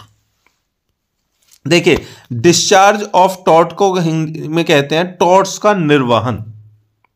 ठीक है, तो टॉर्ट का निर्वहन मतलब कि जहां पर टॉर्ट को माना ही नहीं जाएगा। शब्द अपकृत्य से मुक्ति, अब इसको बोलते हैं कि डिस्चार्ज भी बोलते हैं, ठीक है, और मुक्ति बोलते हैं दोष मुक्ति, दोषों से मुक्ति। ठीक है, ये भी बोलते हैं इसको। तो क्वेश्चन में दोषों से मुक्ति भी लिखा हुआ आ सकता है, ठीक है, अपकृत्य से मुक्ति भी लिखा हुआ आ सकता है, टॉर्ट का निर्वहन भी लिखा आ सकता है, डिस्चार्ज और टॉर्ट भी लिखा आ सकता है। चारों में से कोई सा भी क्वेश्चन किसी भी रूप में आ सकता है। मुझसे फिर ये मत कहना कि सर आया नहीं, पॉइंट को ध्यान में रख लेना। डिस्चार्ज जरूर आएगा, इस बात का ध्यान रखना। चलिए, शब्द अपकृत्य से मुक्ति का तात्पर्य किसी अपकृत्य दावे या कानूनी कार्रवाई की समाप्ति या समाधान से है। मतलब कि किसी ने कोई अपकृत्य कार्य किया और फिर उसका समाधान हो गया तो उस समय पर क्या हो गया, दोष मुक्ति हो गई ना। मतलब तुमने किसी का 20 रुपये का नुकसान किया और 20 रुपये तुम्हें वापस मिल गए, तो अब तुम्हारी क्या हो गई, मतलब जिसने तुम्हारा 20 रुपये का नुकसान किया था उस पर तुमने दोष लगाया तो उसने 20 रुपये दे दिए तुम्हारे, उसकी दोष मुक्ति हो गई। तो डिस्चार्ज ऑफ टॉर्ट से वो बरी हो गया। यह दर्शाता है कि अपकृत्य से जुड़ा कानूनी दायित्व समाप्त हो गया है या समाप्त हो जाता है। जब अपकृत्य का निर्वहन किया जाता है तो जिस पक्ष ने गलत कार्य किया है उसे अपने कार्यों के लिए कानूनी रूप से जिम्मेदार नहीं ठहराया जाता है और घायल पक्ष अपकृत्य के लिए आगे के उपाय या क्षतिपूर्ति मांगने का अधिकार खो देता है। टॉर्ट्स का निर्वहन एक्चुअल में होता है कि ऐसे 7 तरीके हैं जिनके माध्यम से अपकृत्य से छुटकारा पाया जा सकता है और इन मामलों में अपकृत्य के लिए कोई उपाय नहीं खोजा जा सकता। तो क्या है, अपकृत्य के निर्वहन के निम्नलिखित 7 तरीके। नंबर 1, पार्टियों की मौत, मतलब जिसके खिलाफ आपने अपकृत्य किया है अगर वो मर गया तो फिर कौन मुरझाना लेगा, कोई नहीं। दूसरा है सहमति और संतुष्टि, अगर आपके बीच में जो विवाद का तथ्य था वो खत्म हो जाता है तो। तीसरा है मुक्त करना, अगर वो आपको माफ कर देता है, आपने किसी गलती का सॉरी बोल दिया, अरे सॉरी यार गलती से हो गया, ठीक है, तो आपको माफ कर दिया, फ्री हो गए। उसके बाद है प्रलय। प्रलय का मतलब है कि ऐसा कोई बहुत ही बड़ा वो हो गया, युद्ध हो गया, कोई हो गया कि वो मतलब कि जो है क्या कहते हैं उसको, कि इतना बड़ा युद्ध हो गया, देश में अशांति फैल गई, कुछ भी हो गया, ऐसी तरह से हम कह सकते हैं। या फिर बाढ़ आ गई, ठीक है, लोग बह गए, बहुत कंडीशन वो हो गई, तो उसमें वहां पर आ गए सीमा का नियम। ठीक है, सीमा का नियम ये होता है कि अभी जैसे चल रही थी ना एक देश की और दूसरे देश की बात, तो अगर कोई दूसरे देश का व्यक्ति है आपके यहाँ पर आकर के आपकी अचल संपत्ति को अगर कुछ नुकसान पहुंचाता है तो उस पर टॉर्ट का नियम लागू नहीं होगा, वो चल संपत्ति पर पहुंचाएगा तो ही नियम लागू होगा। आगे है त्याग। त्याग का मतलब है कि किसी ने आपके साथ में कुछ गलत किया है और आपने उसको त्याग दिया, अरे चल भग परे को, तुम तो हो ही ऐसे। आगे है संतुष्ट होना। किसी ने आपके साथ में गलत, चल ठीक है यार कोई बात नहीं, सबसे गलती हो जाती है, एक दिन तुझसे भी हो गई होगी, ठीक है, मुझसे भी हुई थी, एक दिन तुझसे हो गई, चल ठीक है, ऐसे होता चलता रहता है। तो ये थे वो 7 नियम। आगे पता है ये टॉर्ट का सबसे महत्वपूर्ण और अभिन्न अंग है, पता है क्यों? क्योंकि इसको बोलते हैं liabilities for negligence. It means लापरवाही का नतीजा, लापरवाही की जिम्मेदारी। अब जितने भी अपकृत्य होते हैं ना दोस्तों, उनमें से 90% होते हैं जो लापरवाही के कारण होते हैं। तो चलिए स्टार्ट करते हैं, देखते हैं कि लापरवाही में क्या है। ये क्वेश्चन आपको 20 नंबर, 10 नंबर और 4 नंबर किसी भी फॉर्मेट में देखने के लिए मिल सकता है, तो समझना बहुत अच्छे से है। देखिए यह पहले से ही ज्ञात है कि अपकृत्य का भारतीय कानून अंग्रेजी सामान्य कानून पर आधारित है, मतलब कि जो अपकृत्य का हमारा कानून है वो अंग्रेजी कानून पर के ऊपर ही बना हुआ है। इस प्रकार लापरवाही से संबंधित कानून को भारत की अदालतों द्वारा न्याय, समानता और अच्छे विवेक के सिद्धांतों पर अपनाया और संशोधित किया जाता है। अब लापरवाही शब्द लैटिन शब्द नेगलगेरिया से लिया गया है, जिसका अर्थ है उठाने में असफल होना। ठीक है, नेगलगेरिया मतलब उठाने में असफल हो जाना। सामान्य अर्थ में लापरवाही शब्द का अर्थ लापरवाह होने के कार्य है और कानूनी अर्थ में यह देखभाल के मानक का पालन करने में विफलता को दर्शाता है। मतलब ये कहा गया है ना, उठाने में असफल होना। उठाने में असफल होना मतलब कि अपनी जिम्मेदारी, ठीक है, जो अपनी ड्यूटी होती है, अपनी जिम्मेदारी होती है, कर्तव्य होते हैं, उनको निभाने में और उनका बोझ उठाने में असफल हो जाना, तो उसको बोलते हैं नेग्लिजेंस। अब जो कर्ता को एक उचित व्यक्ति के रूप में किसी विशेष व्यक्ति में विशेष स्थिति में करना चाहिए था, मतलब कि एक ऐसा कार्य जो उसे उस विशेष स्थिति में करना चाहिए था उसने नहीं किया, दैट्स वाई कि उससे किसी का काम बिगड़ गया। अब अंग्रेजी कानून में लापरवाही 18वीं शताब्दी में ही कार्रवाई के एक स्वतंत्र कारण के रूप में उभरी। इस प्रकार भारतीय कानून में आईपीसी 1807 में लापरवाही से किसी व्यक्ति की मृत्यु का कारण बनने का कोई प्रावधान नहीं था, जिसे बाद में वर्ष 1870 में धारा 304A जोड़कर संशोधित किया गया। मतलब लापरवाही जो है वो बहुत बड़ा क्राइम है। अगर देखिए ऐसे तो हम कुछ भी कह सकते हैं, लेकिन बात तो सच्चाई है ना, अगर तुम अपने लिए या किसी के भी लिए किसी भी काम में अगर तुम लापरवाही बरतते हो तो आपको पता है ना नुकसान तो होना ही होना है। तो अपनी जिम्मेदारी को सही टाइमिंग के साथ में करना सीखे। अगर जीवन में कामयाब भी होना है ना दोस्तों, तो मेन पॉइंट है टाइमिंग। और टाइमिंग कब बनती है? जब आप लापरवाही किसी भी चीज में नहीं करते हो।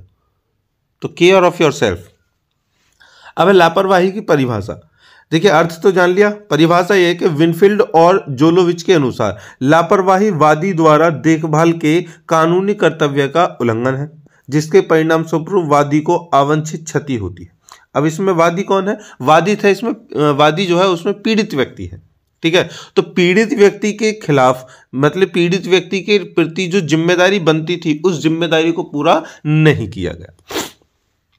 आगे ब्लिथ बनाम बर्मिंघम वाटर वर्क्स कंपनी में लापरवाही को कुछ ऐसा करने में चूक के रूप में परिभाषित किया गया था जो एक उचित व्यक्ति करेगा या कुछ ऐसा करेगा जो एक विवेकपूर्ण या उचित व्यक्ति नहीं करेगा। लापरवाही का मतलब है कि जो भी आपकी ड्यूटी है, ठीक है, जो भी आपका काम है उसको या तो बहुत ज़्यादा कर देना या बहुत कम कर देना।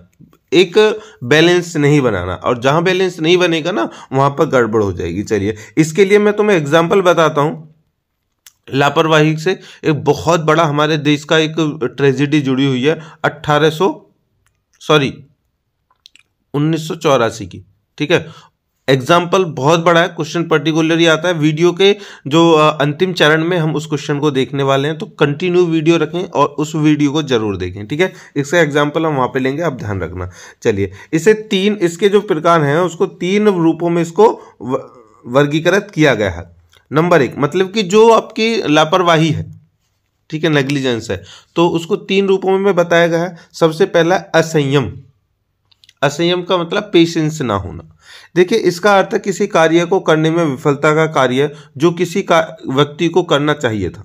उदाहरण के लिए किसी पुरानी इमारत की मरम्मत उस समय न कर पाना जब यह किया जाना था, तो असंयम बरता। किसी अरे यार जिसकी रिपेयर अभी कर देनी चाहिए वरना गड़बड़ हो जाएगा, रिपेयर नहीं की, वो गिर गया मकान, जो उसमें रहते थे वो दब गए, मारे गए, क्या हो गया, अपकृत्य हो गया।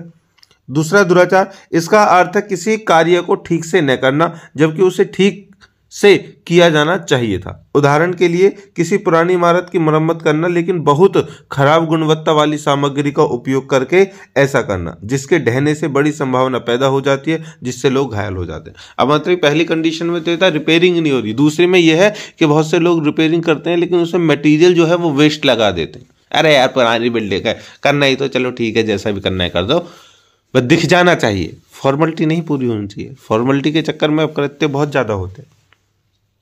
आ गया दुर्भावना। इसका अर्थ कुछ ऐसा करने का कार्य जो पहले से नहीं किया जाना चाहिए था। उदाहरण के लिए किसी पुरानी इमारत की मरम्मत करने के लिए ऐसे उत्पादों का उपयोग करना जिनकी अनुमति नहीं है और वे ज्वलनशील हैं।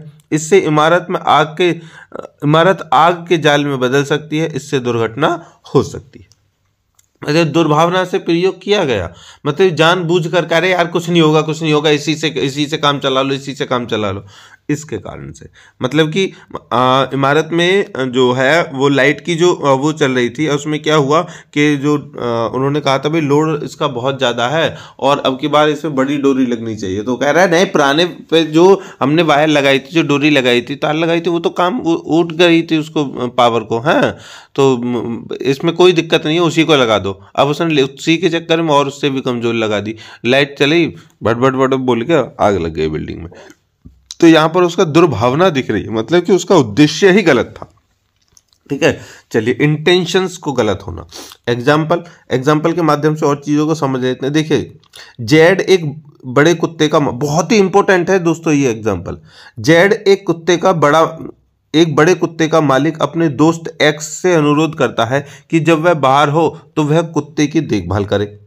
एक्स कुत्ते को लावारिस छोड़ देता है जो एक राहगीर पर हमला कर उसे बुरी तरह घायल कर देता है, जहां यह कहा जाएगा कि यह कार्य एक्स की लापरवाही के कारण से हुआ। समझ में? क्योंकि जिम्मेदारी, अपनी जो जिम्मेदारी है उसने तो जेड ने एक्स को दे दी थी ना। अब एक्स की जिम्मेदारी बनती थी कि अपने कर्तव्यों को निभाए, या फिर वो पहले ही मना कर देता भैया मुझसे ये काम नहीं होगा। ठीक है, वो जो है ना कहानी चोर पे मोर मरवाना, तो उसने तो गलती की कि चोर पे मोर मरवाया। ठीक है, अब चोर पे मोर कैसे मरेगा यही वो वाली कहानी हो गई। तो भैया किसी को भी आप अगर अपनी काम की अपनी किसी भी चीज़ की जिम्मेदारी दे रहे हैं ना, उसको बहुत अच्छे से ध्यान में रखें, क्या ये उसको कर पाएगा या नहीं कर पाएगा। अब सामान्य अर्थ में अपकृत्य में दायित्व की सीमा किसी पक्ष द्वारा किए गए नुकसान की संख्या से निर्धारित होती है। नतीजतन आपराधिक कानून में दायित्व की सीमा लापरवाही की मात्रा और डिग्री से निर्धारित होती है। इट मीन्स के लापरवाही में कितनी मतलब कि कितनी बड़ी लापरवाही उन्होंने की है, उसकी कितनी सीमा थी और किस मात्रा में वो निर्धारित होती है, वो उस समय जो नुकसान होता है ना उससे पता चलता है। ठीक है, मतलब कुत्ते ने एक व्यक्ति को काटा, उसमें थोड़ा सा ही घाव लगा और तो उसका इलाज करवा दिया, इंजेक्शन लगवा दिया, हाँ तो 1500 में काम हो गया। लेकिन उसने जो है वो कुत्ते ने किसी व्यक्ति को ऐसी जगह पर काटा जिससे वो अपंग हो गया। ठीक है, या जीवन भर के लिए कोई ऐसी बीमारी उसको हो गई, या फिर वो मर गया, तो क्या है मतलब कि भैया जब केस हो जाएगा ना, मतलब कि जो कांड होना हो जाएगा, उसके बाद ही पता चलेगा कि लापरवाही कितनी बड़ी थी कितनी बड़ी नहीं थी। चलिए नेक्स्ट चलते हैं दोस्तों। नेक्स्ट पॉइंट है हमारा कि टॉर्ट एंड कॉन्ट्रैक्ट, मतलब कि जो अपकृत्य है और अनुबंध है, उन दोनों के बीच में मुख्य अंतर क्या है हमें यहां पर फाइंड करना है। आपको टॉट के बारे में पता चलेगा, ठीक है। अनुबंध, संविदा, कॉन्ट्रैक्ट, शर्त, ये सब बोलते हैं, ठीक है। तो उन दोनों में क्या अंतर है वो हम जानेंगे। देखिए, कोई गलत कार्य या लापरवाही जिससे जीवन या संपत्ति को नुकसान होता है अपकृत्य के अंतर्गत आता है। बहुत अच्छे से समझ लेना, ऐसी लापरवाही हो जिससे किसी की जान माल की को खतरा हुआ, नुकसान हुआ, तो वो अपकृत्य है। इसके विपरीत अनुबंध दो या दो से अधिक व्यक्तियों के बीच आपसी विचार और एक वैध उद्देश्य के लिए कानूनी समझौता है।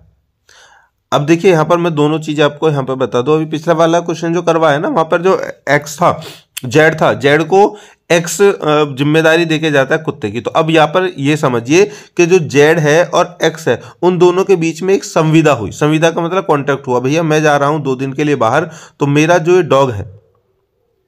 डॉग है इसकी जिम्मेदारी तुम्हारे पास रहेगी। अब समझना, वो जेड ये कह रहे तुम्हारे पास रहेगी, ठीक है। मैं आपको मेरे एक दिन कुत्ते की 1 दिन की रखवाली के मैं तुम्हें 1000 रुपये दूंगा, ठीक है, 1 के रुपए दूंगा। तो आप उसको संभाल लेने का, बिल्कुल मैं 1 दिन के लिए संभाल लूंगा, मुझे 1000 रुपये दे देना।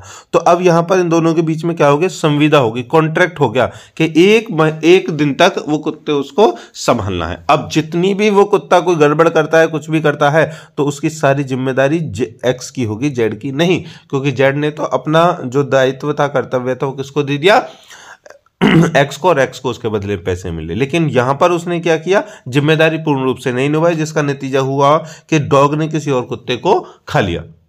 समझ में आ गया। चलिए, तो मेन पॉइंट तो ये था दोनों के बीच में अंतर। अब है दूसरा, देखिए, अनुबंध के पक्ष इसकी शर्तों के उल्लंघन के लिए उत्तरदायी होते हैं। मतलब कि अनुबंध जो कॉन्ट्रैक्ट है, अगर उसमें जो शर्त थी, अभी जैसे शर्त खत्म हुई ना, तो कि उसने कुत्ते को रखना था, उसे संभालना था, उसने नहीं संभाली, तो वो उसका उल्लंघन हो गया, और उसका उत्तरदायी तो दोनों वो रहेगा ना जिसने कॉन्ट्रैक्ट को करवाया था। तो अपकृत्य के विपरीत पार्टियों का दायित्व तो अन्य व्यक्तियों के प्रति कानूनी कर्तव्य के उल्लंघन पर निर्भर करेगा। लेकिन अपकृत्य में क्या होगा भैया, अपकृत्य में जो कानूनी जो उसके मतलब कि किसी और के प्रति जो उसकी जिम्मेदारियां थे, दायित्व थे, ठीक है, उनके प्रति जो उसका काम था, मतलब कितनी जिम्मेदारी थी, उसने अपनी जिम्मेदारी नहीं निभाई, तो उस पर ही निर्भर करेगा।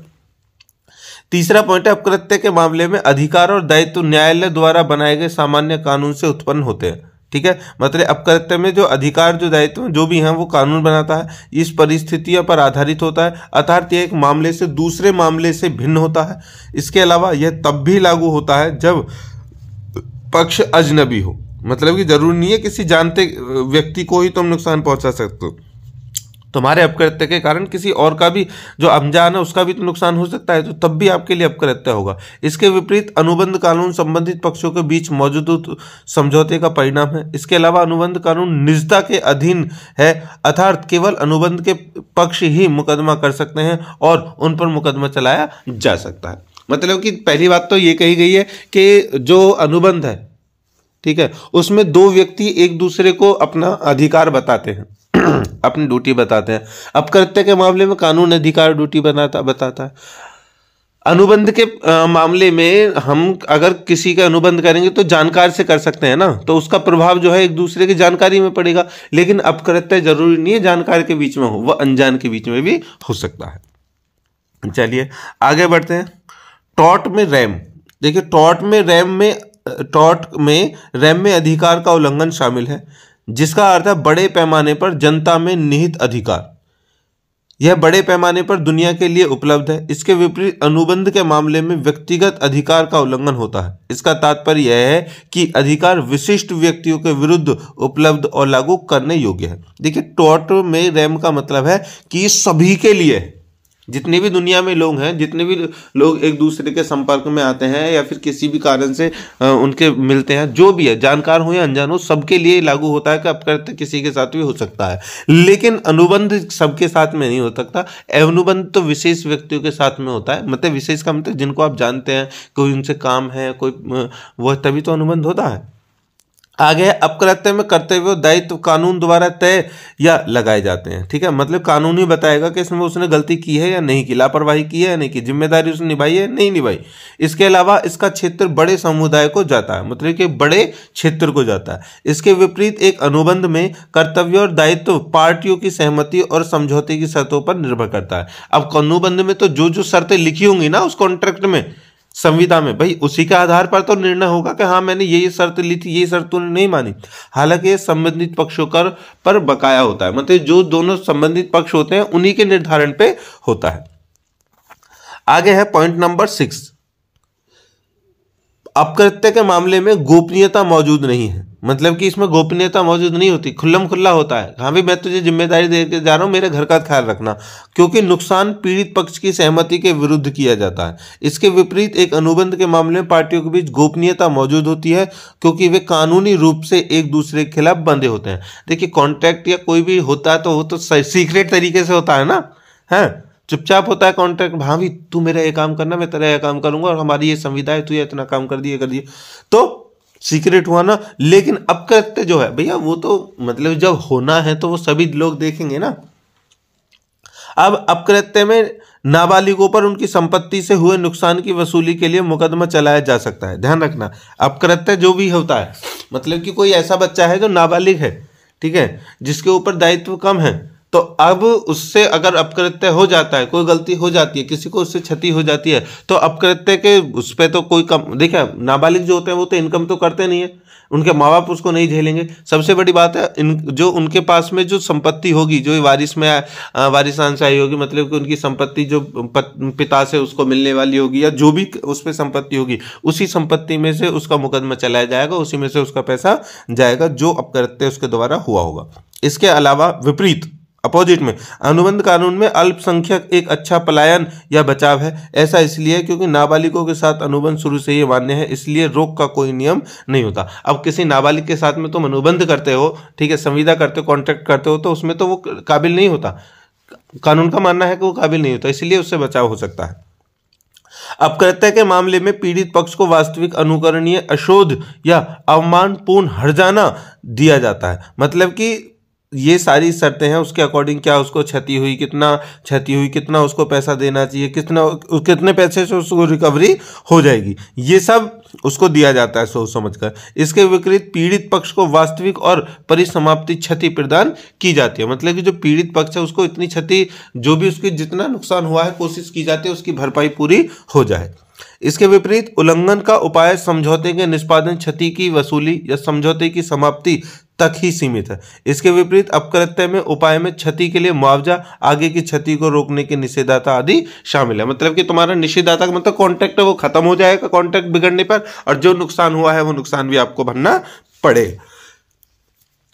चलिए ये समझ में आ गया, ये थे जो कॉन्ट्रैक्ट और अपकृत्य के अंतर। आगे जो क्वेश्चन है दोस्तों वो एक और खतरनाक वाला क्वेश्चन है, इंपॉर्टेंट क्वेश्चन है, मैं ये कह सकता हूं कि इसके बिना शायद ही पेपर ना बने, ठीक है, क्योंकि ये जो अपकृत्य है ना ये उसकी क्या कहते हैं जड़ है, ठीक है, बेस है। तो क्या है क्वेश्चन? क्वेश्चन है दोस्तों असॉल्ट एंड बैटरी, आक्रमण और प्रहार आक्रमण और प्रहार, ये जरूरी है जानना, क्योंकि जब भी केस होगा ना अपकृत्य का उसमें देखा जाएगा कि भैया आक्रमण है उसमें, प्रहार है उसमें। अब आक्रमण और प्रहार हम कह सकते, ये तो हमें लगेंगे, जिन्होंने पढ़ा नहीं है उनको लगेगा यार एक ही बात है आक्रमण और प्रहार, लेकिन नहीं, अगर आप ऐसा सोच रहे हैं तो आप गलत है, क्योंकि ये एक जैसा नहीं है। हाँ, दोनों का मकसद एक हो सकता है, दोनों की कंडीशन एक हो सकती है, क्रिया एक हो सकती है, लेकिन पीछे का दायित्व अलग अलग है। कैसे देखते हैं, देखिए असॉल्ट कहते हैं हमले को और प्रहार कहते हैं बैटरी को। तो जब हमले और प्रहार की बात आती है तो दोनों के बीच अंतर भ्रमित करने वाला और कभी कभी अस्पष्ट हो जाता है, मतलब दोनों के अंदर कभी कभी ऐसा होता है कि हम ना कर पाए, क्या नहीं कर पाए, मतलब कि यही ना कर पाए, या दोनों के बीच में जो अंतर है वो ये है या नहीं है, मतलब भ्रमित हो जाते हैं। इसलिए दोनों के बीच अंतर को समझना जरूरी है ताकि आप खुद को या किसी अन्य व्यक्ति को नुकसान से बचा सकें।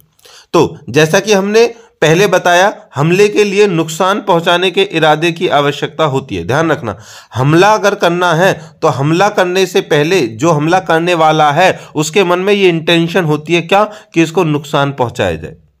जबकि प्रहार के लिए ऐसा नहीं होता। इसका मतलब यह है कि हमला वास्तव में किसी को छुए बिना भी किया जा सकता है।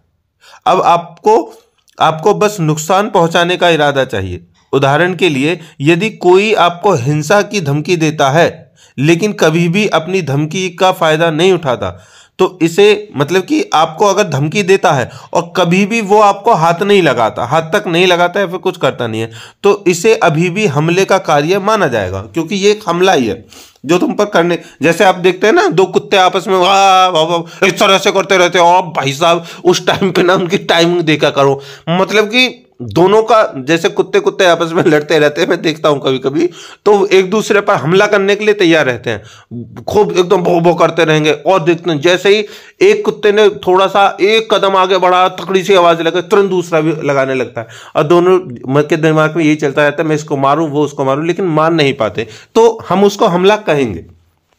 ठीक है, हम उसको हमला कहेंगे। हालांकि यदि कोई वास्तव में आपके चेहरे पर मुक्का मारकर आप पर हमला करता है तो इसे प्रहार माना जाएगा। लेकिन देखिए, अभी मैंने बताया ना कुत्ते वाली जो बात बताई थी, लेकिन अगर देखना, आप कभी भी इस बात को आजमा के देखना, दो कुत्ते हैं वो आपस में एक दूसरे पर एकदम हाविया खाने को, उसको काटने को तैयार है, लेकिन वो कभी भी एक दूसरे के साथ में नहीं करेंगे।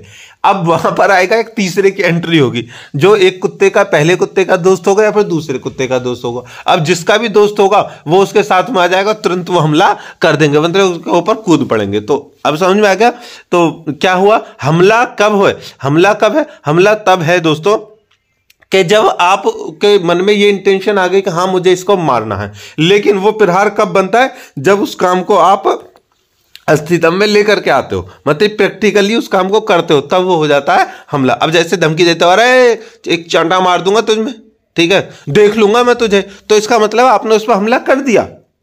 ठीक है, आपने असॉल्ट उसको कर दिया। लेकिन बैटरी कब है, जब आप उसको ये काम प्रैक्टिकली लाते हो। आपने कह दिया देख लूंगा मैं तुझे, चांटा मार दूंगा मैं, बकवास मत कर, बदतमीजी मत कर, लेकिन वो नहीं मान रहा, तो ये तुम्हारा हमला है। चाहे ये कौन सा हमला है, जवाबी हमला है, इंटेंशन वाला हमला है, शारीरिक हमला है। लेकिन जब आप उसको चांटा मार दोगे तब उसको कहेंगे प्रहार। अरे यार बैटरी कर दिया उसने तो। ठीक है, चलिए।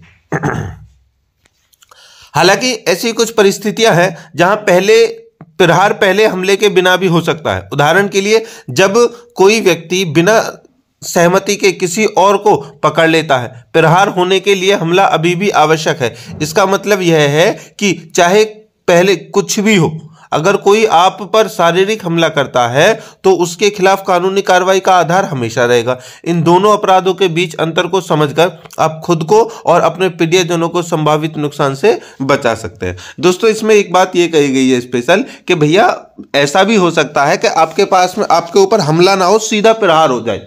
ठीक है, हमला ना हो, सीधा प्रहार हो जाए। अब उसके लिए भी तो जिम्मेदारी है, वो भी तो आप करते होगा। अब कैसे, देखो एग्जांपल कितना अच्छा बताऊंगा। आपने देखा होगा होली, कब है होली, कब है, गब्बर सिंह कहते हैं होली, लेकिन पता नहीं कब है, आने वाली है मार्च में। अब उसमें क्या होता है, होली पर आप रास्ते पर जाते रहते हैं, ठीक है, जाते रहे, बाइक पर जा रहे हैं, किसी पे जाने, और किसी ने तुरंत तुम्हारे ऊपर रंग गिर दिया, पिचकारी गिर दिया। अरे पिचकारी तो छोड़ो, वो होते गुब्बारे, ठीक है, बलून्स होते हैं, उनमें कलर और पानी भर के तुम्हारे ऊपर मारते हैं, तो वो क्या है, वो हमला है। ठीक है, लेकिन हमला उसने नहीं किया है। ठीक है, यहां पर हमला नहीं है, वो सीधा डायरेक्ट उसने प्रहार किया है, समझिए। ठीक है, उसके वो तो लेकर के बैठा है। ठीक है, कोई भी आएगा, मैं मुझे उस पर प्रहार करना है, यहां पर हमला नहीं है, ध्यान रखना, सीधा प्रहार है। इंटेंशन किसका है, बैटरी का, आएगा सीधा उसने मार दिया, तो वो क्या है, प्रहार है। हमला कब होता, हमला तब होता पहले उसे पकड़ता, और रुक रुक रुक, इधर इधर इधर, मैं तुम्हें गुब्बारे मारूंगा, इधर इधर, होली के गुब्बारे मारूंगा, इधर मारूंगा मैं, इधर इधर। अगर वो ये कहता है तो उसका मतलब है कि उसने दिमाग में इंटेंशन बना, हाँ अब इसको मानना है। ठीक है, अब वो तो प्रहार कर रहा है, कि वो कोई बच जाए या कोई भी हो जाए, कोई बहुत से बच के भग जाते हैं। समझ में आ गया। चलिए आगे चीजों में संक्षेप में बताने के लिए थोड़ा सा डिटेल में बताएंगे तो आपको और अच्छे से पता चल जाएगा। देखिए, हमला और प्रहार दो अलग अलग लेकिन संबंधित अपराध है, मतलब दोनों अलग अलग क्रियाएं हैं लेकिन दोनों एक दूसरे से संबंधित हैं। हमले को किसी अन्य व्यक्ति को हिंसक चोट पहुंचाने के प्रयास के रूप में परिभाषित किया जाता है। मतलब हमले में क्या है, किसी को हिंसक चोट पहुंचाने के लिए, गंभीर रूप से उसको चोटिल करने के लिए यह परिभाषित किया जाए। जबकि प्रभाव हिंसक कृत्य का वास्तविक कमीशन है। मतलब कि अब प्रहार क्या है, प्रहार का मतलब तो यह है कि केस ही खत्म कर दो। तो दोनों के बीच मुख्य अंतर यह है कि हमले के लिए केवल नुकसान पहुंचाने के इरादे से आवश्यकता होती है, जबकि प्रहार के लिए वास्तविक शारीरिक संपर्क की आवश्यकता होती है। मतलब कि हमला क्या है, हमले से क्या है, तुम जैसे कि किसी को ऐसे समझो कि एक व्यक्ति है, वो शॉप पर जा रहा है, उसको दूध की बहुत ज़रूरत है और दूध कहीं भी नहीं मिल रहा है, ठीक है, आपको पता है वो कि दूध की उसका आवश्यकता है, ठीक है। अब वो दुकान पे गया और दुकान पे कहने लगा, ठीक है, आप ही हो उस दुकान के मालिक, आपके पास में सर मुझे कहीं भी दूध नहीं मिला, प्लीज़ मुझे दूध दे दो। तो तुम कहोगे भैया एक ही थैली बची हुई है दूध की, 50 रुपये की मिलेगी। वो कहेगा यार 25-26 रुपये की आती है, 24 रुपये की, जितने की भी आती है, तुम दुगने पैसे ले रहे हो। हाँ हाँ, लेना है या नहीं लेना है ये बता दो। तो आपने उसको जबरदस्ती ज़्यादा पैसा ले लिया, तो ये भी एक तरह का हमला ही हुआ आपका। समझ में आ गए? चलिए आगे बढ़ते हैं। मैं अब नेक्स्ट जो क्वेश्चन है, ठीक है, इसको आप समझ जाएंगे और कभी भी आप जिम्मेदारियां जो होती है ना, उनको निभाने के लिए आप अपने आप को कमजोर नहीं होने देंगे, क्योंकि क्वेश्चन ही इस तरह का है। क्वेश्चन है विकारियस लायबिलिटी, मतलब कि प्रतिवर्ती दायित्व क्या है, आप समझने वाले हैं। देखिए, परोक्ष दायित्व का मतलब है डायरेक्ट, परोक्ष का मतलब होता है डायरेक्ट। तो डायरेक्ट दायित्व तब होता है जब आपको किसी तीसरे पक्ष के गैरकानूनी कार्यों के लिए आंशिक रूप से जिम्मेदार ठहराया जाता है, हालांकि तीसरे पक्ष का भी दायित्व में हिस्सा होता है। अब परोक्ष दायित्व उन स्थितियों में उत्पन्न होता है जहां एक पक्ष किसी तीसरे पक्ष के लिए जिम्मेदार है और उस पर नियंत्रण रखता है और उस जिम्मेदारी को निभाने और अपने नियंत्रण का प्रयोग करने में लापरवाही बरतता है। तो यह एक पर्यवेक्षी दल अपने संबंधों के आधार पर किसी अधीनस्थ या सहयोगी के कार्य के लिए जिम्मेदारी का वहन करता है। अब थोड़ा सा एग्जाम्पल से हम इसको यहाँ पर बता देते हैं। एक व्यक्ति ये है, एक व्यक्ति ये है और एक व्यक्ति ये, समझना, ठीक है। विकारियस लायबिलिटी क्या हुई? ये है पिता, ये है बच्चा और ये है पड़ोसी, ठीक है बच्चों। पिता, ये उसका बच्चा है, ये पड़ोसी। अब कंडीशन ये है, ये जो बच्चा है ये अपंग है, ठीक है, मानसिक रूप से ये और शारीरिक रूप से थोड़ा सा अपंग है, मतलब कि ये पूर्ण रूप से ठीक नहीं है। अब पिता अकेला है, उसका ही बेटा है, इसको जाना है कहीं और मीटिंग के लिए, तो अपने पड़ोसी को बोलता है भैया मेरे जो बच्चे का ख्याल रखना, 2 दिन के लिए मैं कहीं जा रहा हूँ, मेरे बच्चे का ख्याल रखना। 2 दिन के लिए आपको अपना काम छोड़ना भी पड़े तो आप छोड़ देना, मैं आपको 2 दिन के 2000 रुपये दूंगा, 2 के, ठीक है, मैं आपको 2000 रुपये 2 दिन के दूंगा। ये कहेगा बिल्कुल ठीक है। अब ये इसकी जिम्मेदारी ले लेता है दूसरे की। तो अब यहाँ पर तीसरे ने दूसरे की जिम्मेदारी ले ली। अब इसके साथ में कोई घटना हो जाती है जिसके जिम्मेदार ये है, लेकिन ये तो है जिम्मेदार, उसके साथ साथ में ये भी जिम्मेदार का कुछ हिस्सा माना जाएगा। क्यों? क्योंकि इसने इस पर भरोसा किया। समझ में आ गया? इसीलिए तो कहते हैं दोस्तों, अगर किसी पर भरोसा करना है ना तो अच्छे से करो, वरना करो ही मत। क्योंकि आज की दुनिया में ना लोग भरोसे को ऐसे तोड़ देते हैं, जैसे बिस्किट का पैकेट का वो चिप्स होती है ना, बिस्किट तो छोड़ो, चिप्स तो होती है, चिप्स को तोड़ देते हैं, ऐसे तोड़ देते हैं भरोसे को। इसलिए जरूरी है विकारियस लायबिलिटी के लिए कि आप अगर गलत इंसान से भरोसा करते हैं, मतलब कि 2 के बीच में अगर कोई तीसरा पर्सन है और वो अपने दायित्व को नहीं निभा पाता है, उससे भरोसा कर लिया, समझ लो कि तुम्हारा कांड हो गया, ठीक है। चलिए आगे बढ़ते हैं। देखिए, परोक्ष दायित्व मतलब डायरेक्ट रिस्पॉन्सिबिलिटी जो होती है, विकारियस लायबिलिटी होती है, वो तब होता है जब एक पर्यवेक्षी दल किसी तीसरे पक्ष के लापरवाह कार्य के लिए उत्तरदायित्व होता है, जिसके लिए वे जिम्मेदार होता है। अभी जैसे बताया ना, एक पिता, ठीक है, अपने पड़ोसी जो तीसरा है, ठीक है, उसके लिए उसका बेटे के नुकसान हो गया उसकी दायित्व की वजह से। तो क्या हुआ? उसकी वजह से उसको नुकसान हुआ, लेकिन केवल यहां पर उस बच्चे को नुकसान नहीं हो रहा, उस पिता को भी तो नुकसान हो रहा है।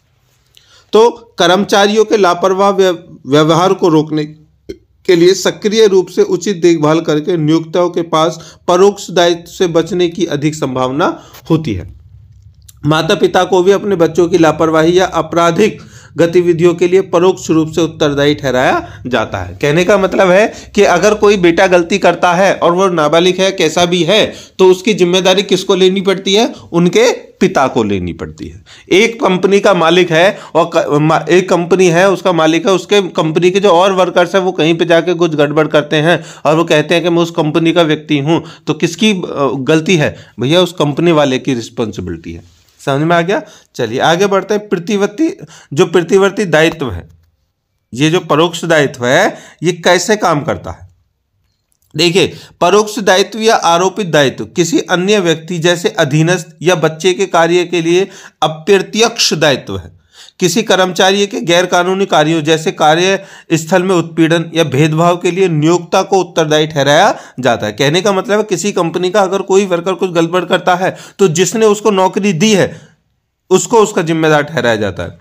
यदि कोई कर्मचारी लापरवाही या अनुचित तरीके से उपकरण या मशीनरी का संचालन करता है जिसके परिणाम स्वरूप संपत्ति का नुकसान होता है या व्यक्तिगत चोट लगती है तो नियोक्ता को भी उत्तरदायी ठहराया जाता है। मतलब जिसने उसको नौकरी दी है उसको भी, भाई जिसने किया है, जो वर्कर है उसको तो उत्तरदायी ठहराया, लेकिन जिसने उसको रखा है ना उसको भी। क्यों? क्योंकि जिसने उसको उस काम के लिए रखा है उसको ये पता होना चाहिए था कि ये इस काम को पूरा कर लेगा या नहीं कर लेगा। देखिए अभी ये कानून है अभी लागू होने वाला है कि जो भी माता पिता अपने 18 साल से कम उम्र के बच्चों को बाइक, स्कूटी, कार, कोई भी वाहन चलाने के लिए देते हैं और उसके बाद में उससे एक्सीडेंट हो जाता है तो ध्यान रखना बहुत ही बड़ा क्राइम होगा और इसकी जिम्मेदारी माँ बाप की होगी।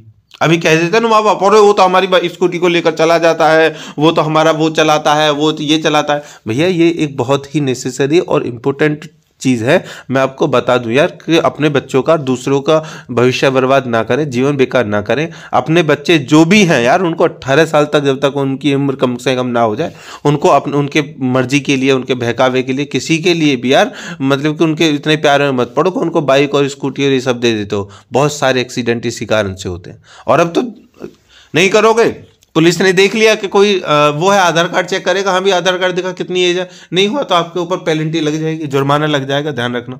ठीक है, तो ये सरकार ने बिल्कुल बेहतरीन, एकदम बढ़िया वाला यार, मतलब कि इस बात पर तो मैं सरकार की बहुत ही अच्छी तारीफ करूंगा कि इसने ऐसा नियम बना दिया। चलिए आगे है, उदाहरण के लिए देख लेते हैं। देखिए यदि कोई निर्माण श्रमिक, मतलब कि ये जो होता है राजमिस्त्री, बिल्डर जिन्हें बोलते हैं, ठीक है, या फिर कोई मिस्त्री, कोई बेलदार, कोई हेल्पर, ठीक है हेल्पर ले लेते हैं। हाँ, यदि कोई निर्माण श्रमिक क्रेन के नियंत्रण को गलत तरीके से संभालता है और पास की इमारत की दीवार को गिरा देता है तो निर्माण की देखरेख करने वाली कंपनी को संभावित दायित्व का सामना करना पड़ेगा। इसी तरह यदि कोई इंजीनियर किसी ट्रेन पर नियंत्रण खो देता है और वह अपने आप की ही पटरी पर आगे बढ़ जाती है तो ट्रेन का स्वामित्व और संचालन करने वाली कंपनी को किसी भी परिणामी क्षति और चोट के लिए प्रतिस्पर्धात्मक दायित्व का सामना करना पड़ सकता है। कहने का मतलब है कि जब कोई भी व्यक्ति किसी कंपनी, किसी संस्था, किसी संगठन, किसी विभाग के लिए काम करता है तो वो अगर गलती करता है तो उसके साथ साथ में जो उसका विभाग है हर्जाना वो देगा। अंडरस्टैंड? अब यही, अब देखिए फिर से यार एक बात आ गई मेरे सामने। अभी दूसरा कानून है हिट एंड रन कानून। ठीक है, हिट एंड रन कानून पे ये कहा गया है कि जो भी ड्राइवर है, समझना, पहले जो कानून यही था, मतलब कि विकारियस लायबिलिटी को निभाया जाता था कि अगर किसी कंपनी का कोई ट्रक ड्राइवर चला रहा है तो वो ठोकता था, कुछ भी होता था, ड्राइवर भग जाता था और सारी जिम्मेदारी किसकी होती थी? कंपनी की, जिसके कंपनी का वो ट्रक चला रहा है। लेकिन अब सरकार ने यहां पर इसको विकारियस को थोड़ा सा चेंज किया। उन्होंने कहा, क्या कहा है? भैया जो ड्राइवर है ना, हम तो उसको धरेंगे, क्योंकि ट्रक कंपनी लेके आ रही है, ड्राइवर लेकर के आ रहा है, वो कंपनी का अलग मैटर है। हम तो ड्राइवर को धरेंगे, उससे 10 लाख रुपए लेंगे, 7 साल के लिए उसे जेल में भेजेंगे। इसीलिए तो ये बहुत ज्यादा कानून है जो उसमें चल रहा है। चलिए ये बात आपको मुझे बता देना कि हिट एंड रन केस जो है ये सही है या नहीं, क्योंकि ये विकारियस लायबिलिटीज को तो खत्म कर रहा है।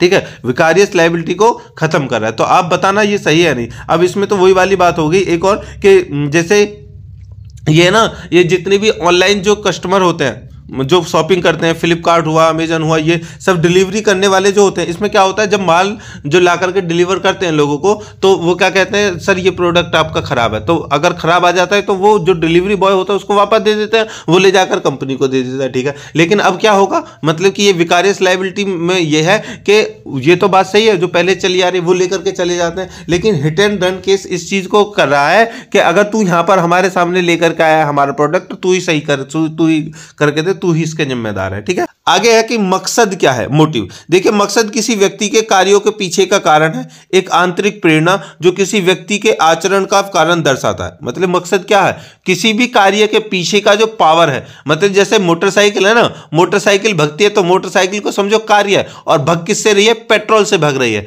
तो पेट्रोल जो है वही है मकसद, ठीक है।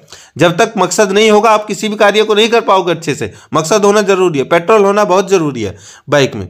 तो मकसद इरादे के निर्माण की ओर ले जाता है, जो अगला कारण है। उद्देश्य अंतिम वस्तु है जिसके साथ कोई कार्य किया जाता है, जबकि इरादा तत्कालिक उद्देश्य है। जब कोई कार्य की बुरी नीयत से किया जाता है तो उसे द्वेष कहते हैं।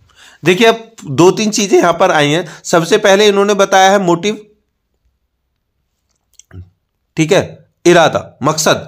अब मकसद क्या है, मकसद है दोस्तों प्रेरणा, आंतरिक प्रेरणा, ध्यान रखना।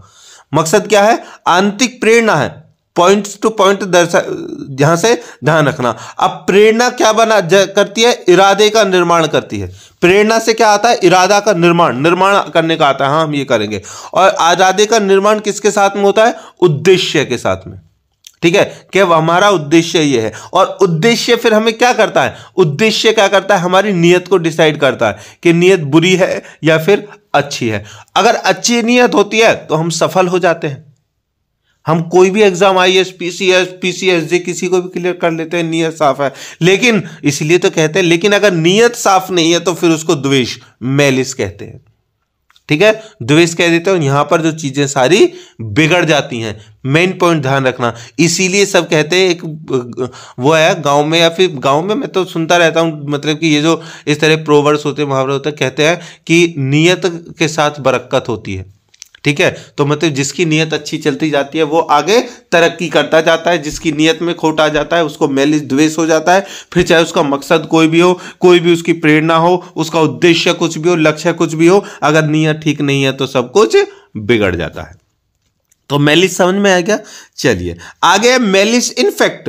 देखिए दोस्तों, ऊपर जो मैलिस हमने बताया है ये 4 नंबर में आपको देखने के लिए मिल सकता है, और उसके साथ साथ मैलिस इनफेक्ट ये भी 4 नंबर में आपको देखने के लिए मिल सकता है, और साथ में ये 10 नंबर में भी, दोनों में अंतर के लिए कह सकता है, तो ध्यान रखना। चलिए देखिए, द्वेष में तथ्य, अब द्वेष में तथ्य, फैक्ट इन मैलिस। तो द्वेष इन तथ्य का तात्पर्य किसी कार्य के प्रदर्शन से है जो कानूनी हो सकता है, लेकिन दुर्भावना या घृणा या बुरा इरादे से है। क्योंकि जो द्वेष है वो तो दुर्भावना, घृणा या बुरा इरादा ही होता है ना, तो उसके पीछे का फैक्ट क्या है, तो ये जो है वो है मैलिस इन फैक्ट। जबकि मैलिस इन लॉ एक गलत कार्य को संदर्भित करता है जो जानबूझकर बिना उचित कारण या कानूनी बहाने के किया जाता है। अब आपराधिक कानून में इरादा मेंस री का पर्याय है। इरादा किस होता है, मेंस री, मेंस री आपने देखा होगा,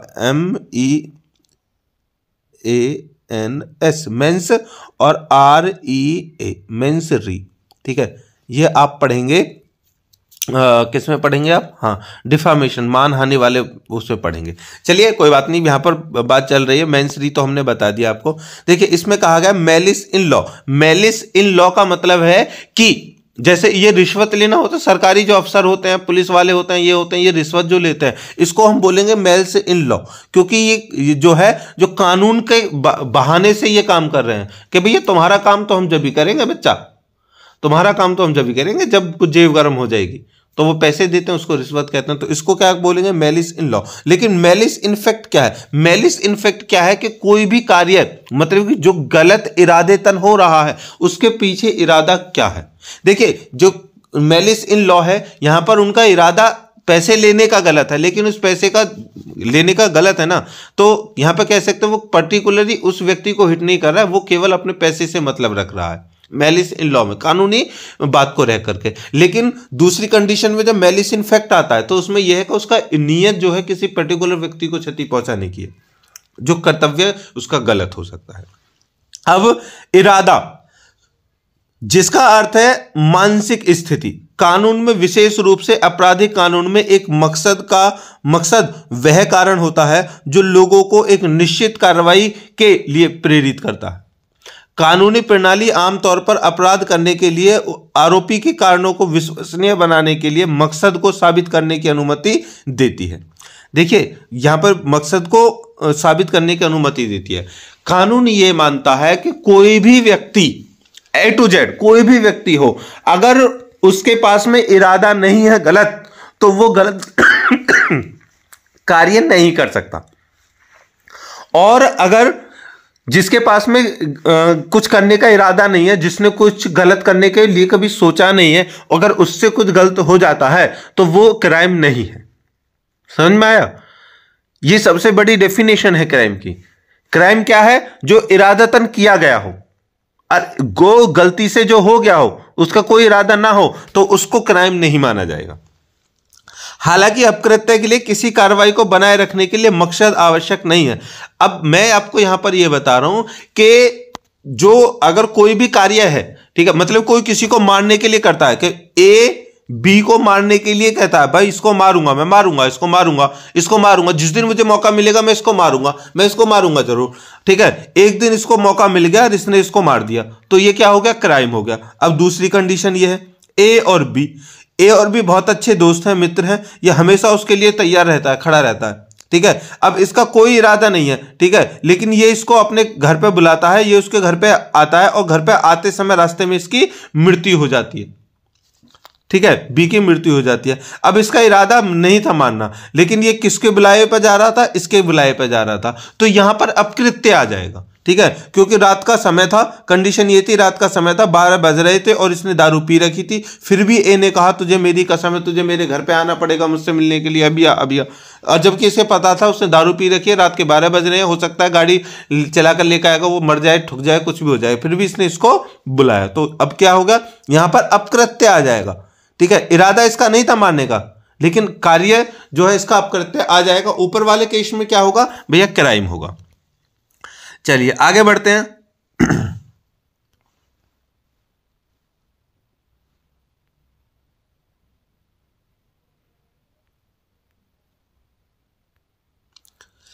देखिए कोई गलत कार्य केवल इसलिए वैध नहीं हो जाता है क्योंकि उसका उद्देश्य अच्छा है। इस प्रकार कोई वैध कार्य अनुचित, बुरे उद्देश्य, द्वेष के कारण गलत भी नहीं हो जाता।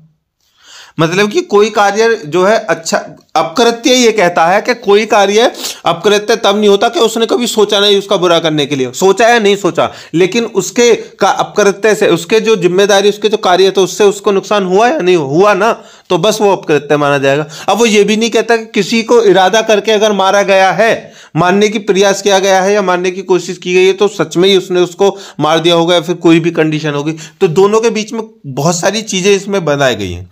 एग्जाम्पल से समझते हैं।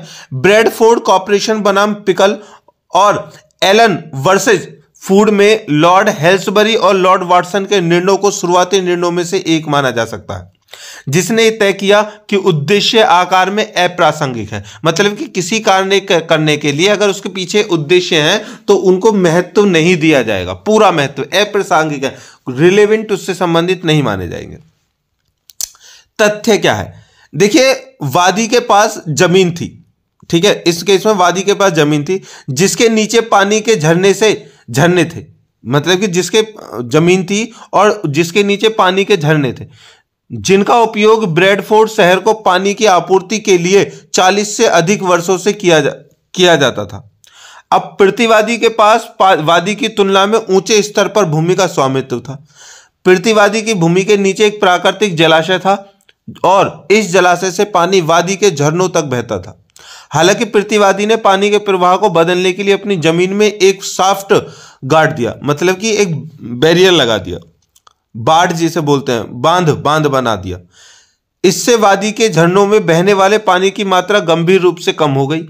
यह सुझाव देने के लिए पर्याप्त सबूत थे कि प्रतिवादी ने खुद को कोई प्रत्यक्ष लाभ पहुंचाने के लिए नहीं, बल्कि वादी को पानी से वंचित करने के लिए इस तरह की कार्रवाई की।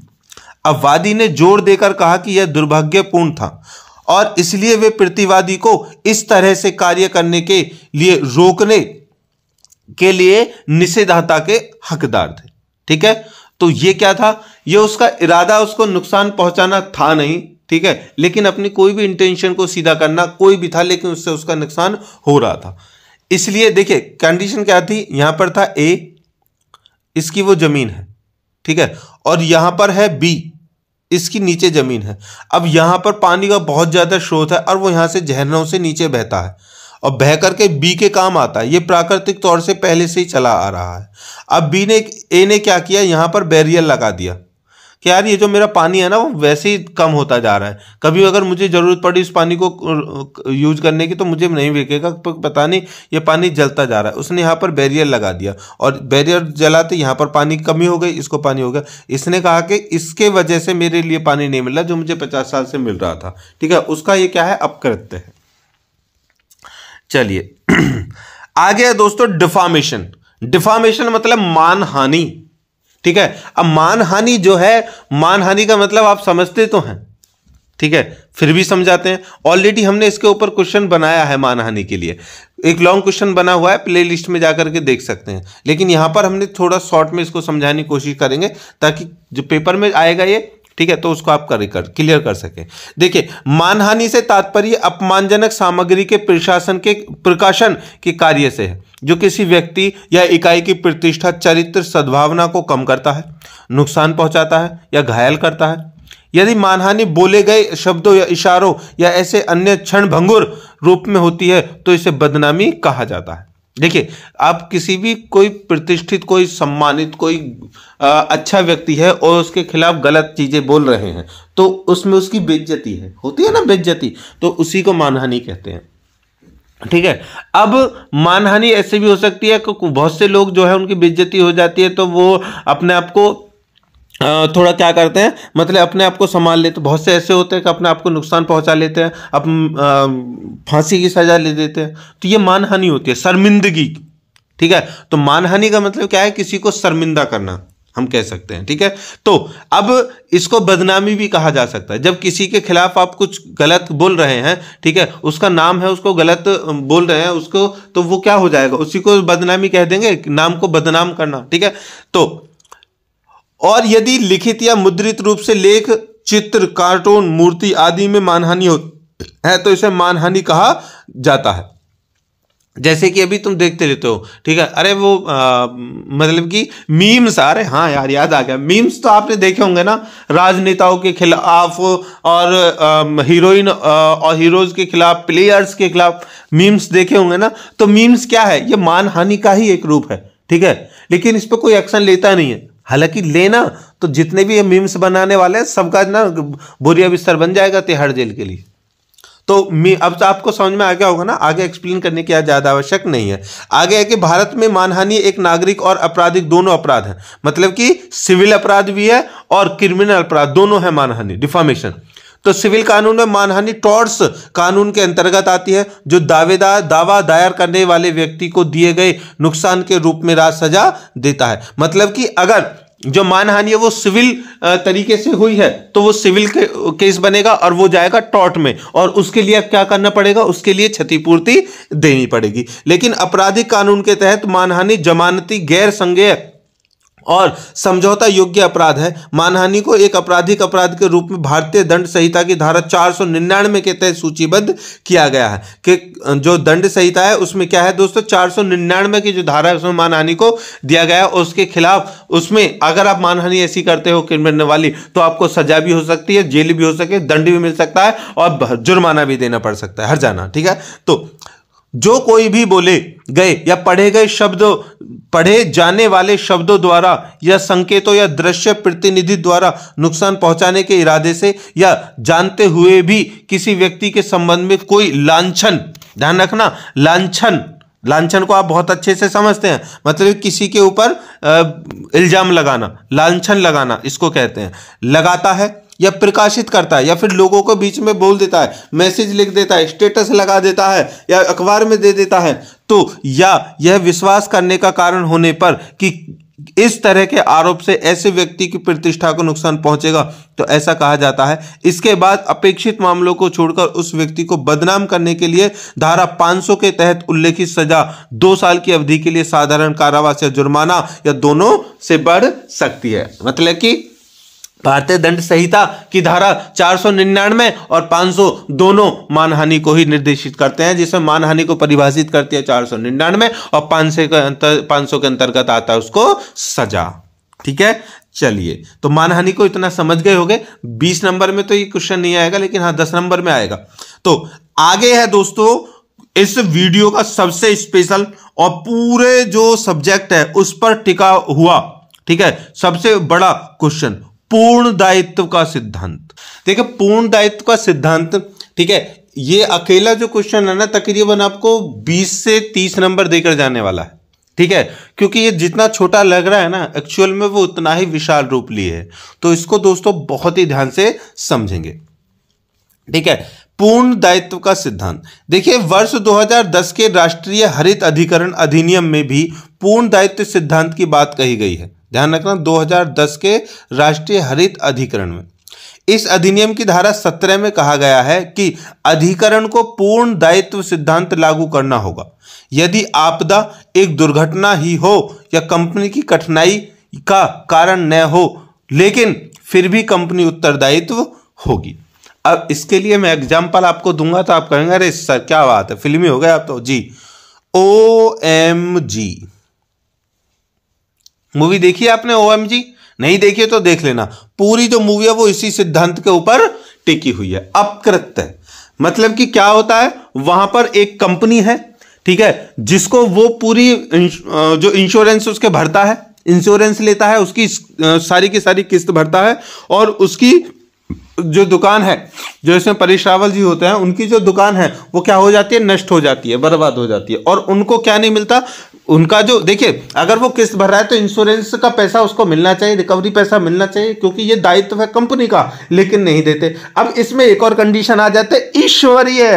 अब ध्यान रखना, ईश्वरीय जो कंडीशन आ जाती है, तो भैया वो जो ईश्वरीय कंडीशन है, तो भगवान के ऊपर जो केस कर दिया जाता है कि ठीक है तुम मत दो तो भगवान का दायित्व है, भाई किसी ना किसी का तो जरूर दायित्व है, किसी ना किसी को तो जिम्मेदारी लेनी पड़ेगी ना मेरे नुकसान की।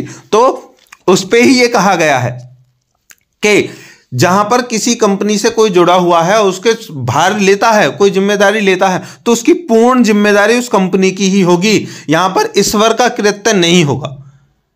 मेन पॉइंट है ईश्वर का कृत्य नहीं होगा, क्योंकि ईश्वर यहां पर पैसा नहीं देगा, मंदिरों में उसमें दे रहा है, वहां पर नहीं होगा, कंपनी का ही पूरी जिम्मेदारी होगी।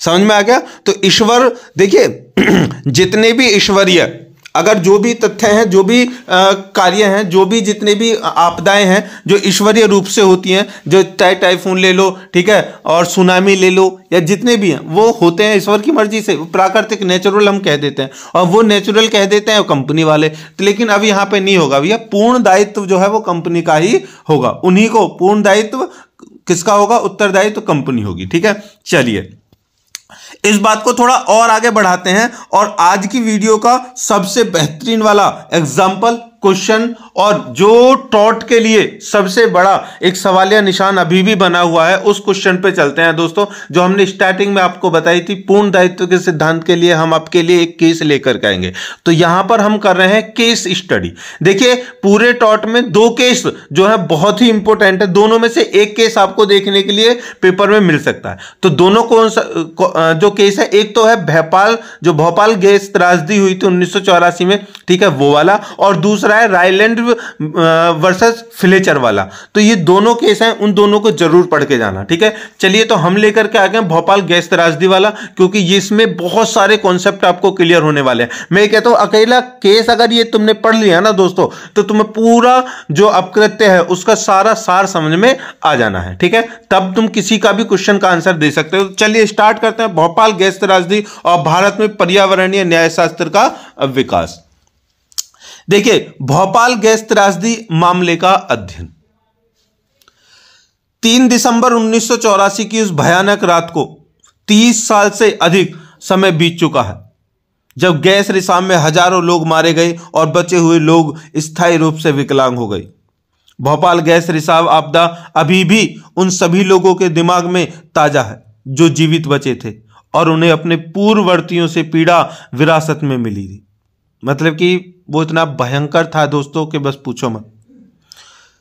गैस के तत्काल मतलब तुरंत प्रभाव से 3787 लोग मारे गए और अगले दशक मतलब क्या कि 10 सालों तक कई हजार लोग मारे गए, धीरे धीरे मरते रहे, क्योंकि उस समय जो गैस का जो जहर उनके अंदर फैल चुका था उस समय समय पर उनको मार रहा था। पीड़ितों का प्रतिनिधित्व करने वाली सरकार ने यूनियन कार्बाइड कारपोरेशन से मुआवजे के रूप में 470 मिलियन अमेरिकी डॉलर प्राप्त कर लिए। मतलब उस समय सरकार ने केस किया और उस कंपनी से 470 मिलियन अमेरिकी डॉलर उससे प्राप्त कर लिए, क्योंकि वो अपकृत्य हुआ था। अब क्षति की मात्रा की तुलना में ये राशि बहुत कम थी, क्योंकि जो क्षति हुई थी, जो बहुत बड़ी क्षति थी, उसके लिए 470 जो डॉलर थे वो बहुत 470 जो डॉलर थे वो बहुत कम थे। घटना के बाद राज्य ने कई कानून बनाए, जिनमें से ईपीए 1986, सार्वजनिक देयता बीमा अधिनियम 1991 आदि शामिल है। न्यायिक सक्रियता ने खामियों को कवर किया और पूर्ण दायित्व सिद्धांत विकसित किया। ध्यान रखना, ये जो 1984 की जो घटना थी यहीं से आया था पूर्ण दायित्व का सिद्धांत। सख्त नियम बनाए गए, लेकिन परिवर्तन अभी भी एक समस्या थी। मतलब कितने भी नियम बन गए फिर भी परिवर्तन बदलाव नहीं आ रहा था। भले ही आपदा पूर्व अवधि की तुलना में स्थिति में सुधार हुआ था, जबकि आर्थिक विकास देखा जा रहा है, अनियमित उद्योग, सार्वजनिक सुरक्षा और पर्यावरण संतुलन के लिए खतरा बने हुए हैं। सतत विकास और कारपोरेट देनदारी तय करना ही आगे का रास्ता बन गया है। कहने का मतलब यह है दोस्तों कि जो भोपाल गैस त्रासदी हुई थी उसके बाद से बहुत ज़्यादा नियम कानून सख्ती की गई, लेकिन तब से अभी भी कोई ज़्यादा बड़ा अंतर नहीं आ पाया। हाँ, ये कह सकते हैं कि इतनी बड़ी जो वहाँ पर दुर्घटना हुई थी उसके लेवल की कोई भी दुर्घटना आज तक नहीं हुई है। ठीक है, इतनी बड़ी दुर्घटना नहीं हुई है, लेकिन हो रही है। अभी मुझे लग रहा है तकरीबन 1 या 2 साल का मैटर थे, गाजियाबाद में एक कंपनी है, ठीक है, उसका तेल टैंक फट गया था और उसके बहुत सारे कर्मी जो आगे मतलब कि रोड पर आकर झुलस रहे थे। यार बहुत ही दर्दनीय कहानी थी। अब उनको क्या मिला क्या नहीं मिला, उनको मिलना चाहिए, पूर्ण मुआवजा मिलना चाहिए, यही तो है पूर्ण सिद्धांत। तो कारपोरेट देनदारी को तय करना आगे का रास्ता था, लेकिन कहां तक हो सका कहां तक नहीं, वो उस पर हम डिस्कशन करने वाले हैं। पहले जानेंगे कि एक्चुअल में उसके पीछे का रीजन क्या था, मतलब कि भोपाल गैस त्रासदी एक्चुअल में थी क्या, उसके बाद में क्या क्या कानूनी प्रावधान हुए। देखिए 3 दिसंबर 1984 को दोपहर लगभग 1 बजे मिथाइल आइसोसाइनाइड की भारी मात्रा ने तेजी से शहर को अपनी चपेट में ले लिया। मतलब कि मिथाइल आइसोसाइनाइड जो गैस थी वो लीक हो गई और अपनी पूरे शहर में वो फैल गई। कुछ ही घंटों में जहरीली गैस की चपेट में आने से बड़ी संख्या में इंसानों और जानवरों की मौत हो गई। एक अनुमान के अनुसार लगभग 3787 लोगों की तत्काल मृत्यु हो गई। स्थानीय अस्पताल अनजान मरीजों को डॉक्टरों से भरे हुए थे। पहले कुछ दिनों में मृत्यु की संख्या 10,000 तक पहुंच गई। इसके बाद अगले दशक में 15,000 से 20,000 असामयिक मौतें हुई।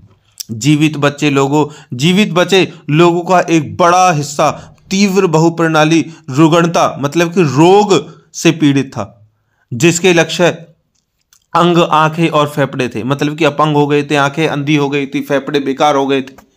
अब आईसीएमआर का अनुमान है कि लगभग भोपाल की 62.58% आबादी सांस संबंधी विषाक्तता से पीड़ित थी। जो आबादी बच गई उसमें अगले 25 वर्षों में अलग अलग स्तर की रुग्णता मतलब कि अलग अलग स्तर के रोग आए। अब कह सकते हैं कि 62 ये और 25 मतलब कि 62 ये और जो बची आबादी थी उसमें से 25 जो बची थी वो 62% से पूर्ण रूप से वो रोग ग्रसित हो ही गई, सांस की बीमारी आ गई थी। बाकी जो बचे थे उनको अगले 25 सालों तक सफर करना, जीवन जीना मुश्किल हो गया। गैस रिसाव ने हजारों लोगों और जानवरों की जान ले ली और इसका विनाशकारी प्रभाव अगली पीढ़ियों पर भी पड़ा। लोग विभिन्न नेत्र, श्वसन, जठरांत्र, प्रजनन तंत्र और तंत्रिका संबंधी विकारों से पीड़ित थे। घायलों में गर्भवती महिलाएं शामिल थी जिनका बेचारियों का गर्भपात हो चुका था, समय से पहले उनका प्रसव हो गया, डिलीवरी हो गई, 4 महीने 5 महीने, और भ्रूण में असामान्यताओं वाले शिशुओं को जन्म दिया गया। मतलब कि जिनकी उम्र गर्भ में 9 महीने 10 महीने की समथिंग होती है, वहां पर 5-5 महीने के बच्चे पैदा हो रहे थे। सोचो कितनी दर्दनीय वो यार। पर्यावरण पर भी चोट पहुंचाई गई। इतने सारे लोगों की मृत्यु के बाद भी निगम ने सक्रिय जिम्मेदारी लेने और स्वस्थ वातावरण बहाल करने से इनकार कर दिया। कंपनी ने उत्पादन वर्षों के दौरान इसने संयंत्र स्थल के बाहर और अंदर भारी मात्रा में जहरीला कचरा फेंक दिया। लगभग 350 टन जहरीला कचरा और पुराने कीटनाशकों के अवशेष अभी भी संयंत्र स्थल पर मौजूद हैं। मतलब कि वहां पर अभी भी हैं। ये अपशिष्ट धीरे धीरे नष्ट होते हैं और मिट्टी और भूजल को प्रदूषित करते हैं। इससे बड़ी संख्या में लोगों को खतरा है और जब तक इसका उचित निपटान नहीं किया जाता यह फैलता रहेगा। मतलब कि जब वहां पर गैस त्रासदी हुई थी उसके बावजूद जितनी भी वहां पे चीजें थी वो सब, मतलब कि जो गैस टैंक जो था वो फटा था, और उसके बाद जितनी वहां पर जो उनकी मतलब कि जो मेन रीजन था वो गैस फटी थी, वो सब चीज़ों पर फैल गई थी और वहां से जितने भी अभी भी उसके अवशेष वहां पर पाए जाते हैं और वो अभी भी खतरनाक है। मई 1999 में ग्रीन पीस ने साइट से मिट्टी और पानी के नमूने एकत्र किए। ध्यान रखना 1999 की बात है। ग्रीन पीस एक वैज्ञानिक थे, उन्होंने वहां से मिट्टी और पानी के नमूने इकट्ठे किए और पाया कि पानी और मिट्टी और स्तन के दूध का संदूषण मनुष्य के लिए विषाक्त है, मतलब कि दूषित है। परिणाम ध्यान रखना, ये तो केस हुआ था। अब उसका मुकदमा क्या हुआ? देखिए, सरकार ने अदालतों के मामलों की बढ़ती संख्या को देखते हुए 29 मार्च 1985 को भोपाल गैस रिसाव आपदा दावों का प्रसंस्करण अधिनियम 1945 भोपाल अधिनियम लागू किया। भोपाल अधिनियम ने केंद्र सरकार को प्रतिनिधित्व करने और कार्य करने का विशेष अधिकार दिया। भारत में या विदेश में भोपाल गैस रिसाव के संबंध में दावा करने के हकदार व्यक्तियों की ओर से इसने केंद्र सरकार को गैस रिसाव से प्रभावित लोगों के हितों का प्रतिनिधित्व पेरेंस पेट्रिया के रूप में करने का अधिकार दिया। पेरेंस पेट्रिया मतलब कि अब उनके जो पेरेंट्स और पेट्रिया बनने का अधिकार दिया गया किसको? केंद्र सरकार को। अब यूसीआईएल में सरकार के स्वामित्व वाली हिस्सेदारी है जो इसे त्रासदी के लिए आंशिक रूप से उत्तरदायी बनाती है। सरकार की इस कार्रवाई की पीड़ितों को राज्य के खिलाफ कार्रवाई शुरू करने से रोककर जिम्मेदारी से बचने का एक तरीका बताएगा। इस अधिनियम को सर्वोच्च न्यायालय के समक्ष चुनौती दी गई, जिसने इस अधिनियम को उचित ठहराया और इसे वैध माना। केंद्र सरकार ने संयुक्त राज्य अमेरिका के न्यूयॉर्क के दक्षिणी जिला न्यायालय के समक्ष यूसीसी के खिलाफ शिकायत दर्ज की, जहां उसने तर्क दिया कि भारतीय अदालतें स्थिति से प्रभावी ढंग से निपटने में असमर्थ हैं और इस मामले को अमेरिकी अदालतों में निपटाया जाना चाहिए। मतलब कि इंटरनेशनल जो कानून है वहां पर ले जाया गया।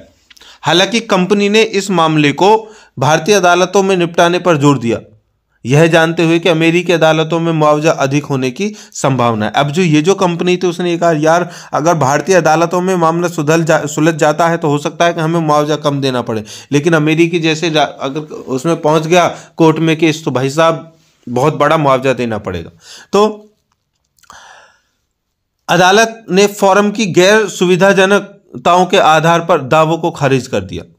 सितंबर 1986 में भारत संघ ने भोपाल की एक जिला अदालत में 3.5 अरब रुपए की अंतरिम मुआवजे की मांग करते हुए एक शिकायत दर्ज की, जिसे मध्य प्रदेश उच्च न्यायालय ने घटाकर 2.5 अरब रुपए कर दिया। देखो मतलब कि यार मेरी समझ में नहीं आता है कि जो कानून है उसको क्यों इतना समझ में नहीं आता है।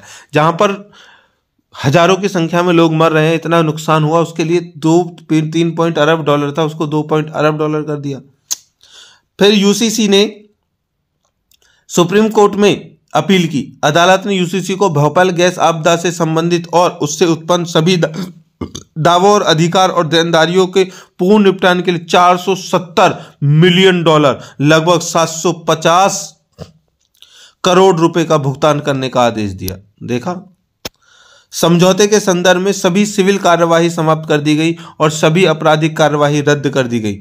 सरकार के मूल दावे में 3 बिलियन अमेरिकी डॉलर का मुआवजा शामिल था। मतलब कि 3 बिलियन अमेरिकी डॉलर का मुआवजा सरकार को भी देना था, क्योंकि उस कंपनी में सरकार का भी हिस्सा था। लेकिन कंपनी केवल 470 मिलियन डॉलर की राशि पर सहमत हुई।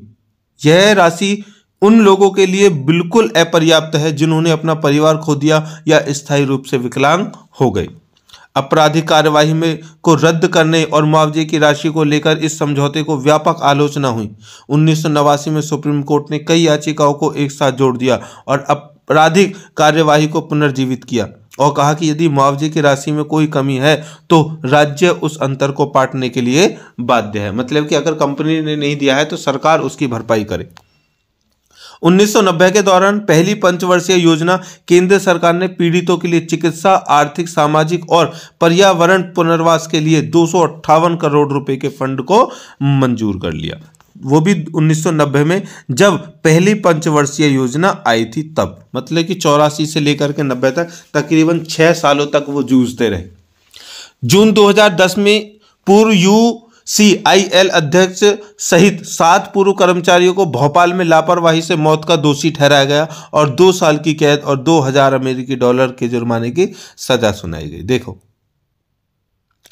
जो कर्मचारी थे, ठीक है, उनकी लापरवाही से, मतलब कि यहां पर देखिए दोस्तों, जो हम आज इस क्वेश्चन को यहां पर पढ़ रहे हैं तो ये अपकृत्य है, लापरवाही है। तो लापरवाही किसकी थी? उन जो अध्यक्ष के साथ 7 जो कर्मचारी थे उनकी। और उनको सजा कब सुनाई गई? 2010 में। मतलब कि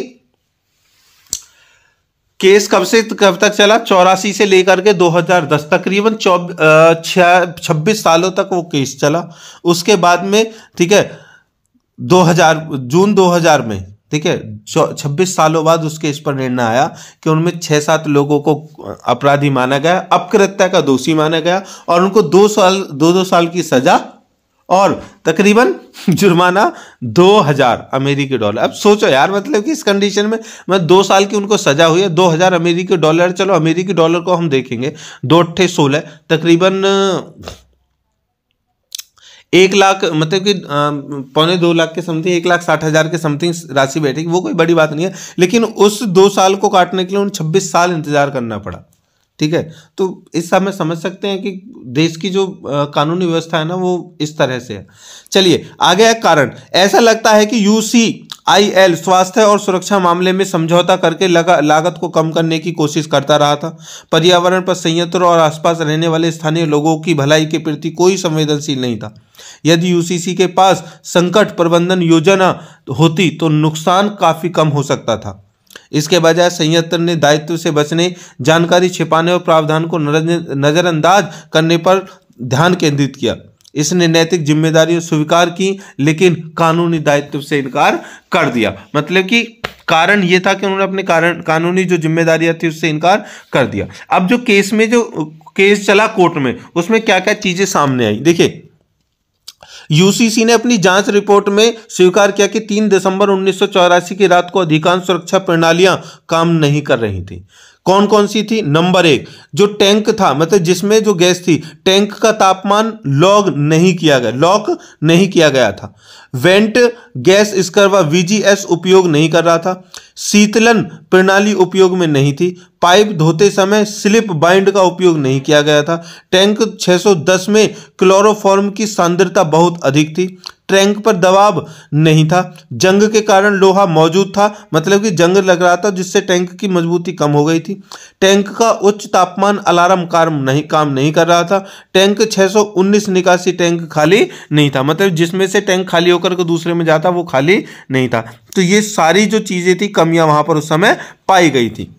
अब इससे पता चलता है कि श्रमिकों के साथ साथ शहर की सुरक्षा को कैसे लापरवाही से लिया गया। कंपनी सुरक्षा मानकों में अधिक निवेश करने में अनिच्छुक थी क्योंकि प्लॉट पहले से ही घाटे में था। इसके अलावा ऐसा लगता है कि सरकारी दबाव और निगरानी की कमी के कारण कंपनी के लिए कोई तात्कालिकता की भावना पैदा नहीं हुई थी।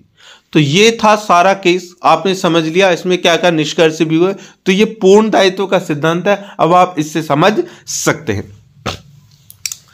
ठीक है। तो दोस्तों ये जो हमारा शॉर्ट क्वेश्चन है वो हो चुका है सॉरी, जो हमारा जो ब्रह्मास्त्र वीडियो है वो हो चुकी है पूरी। आई होप कि क्वेश्चन आपको अच्छे से समझ में आ गए होंगे। हमने पूरी कोशिश की आपको समझाने की। फिर भी अगर कोई डाउट है, कोई क्लियरेंस नहीं होती है, तो आप हमें सीधा हमारे व्हाट्सएप से जुड़ सकते हैं, जो हमारा कहाँ है, नीचे डिस्क्रिप्शन में लिंक दिया गया है। तो मिलते हैं दोस्तों नई वीडियो के साथ, तब तक के लिए जय हिंद, भारत माता की जय।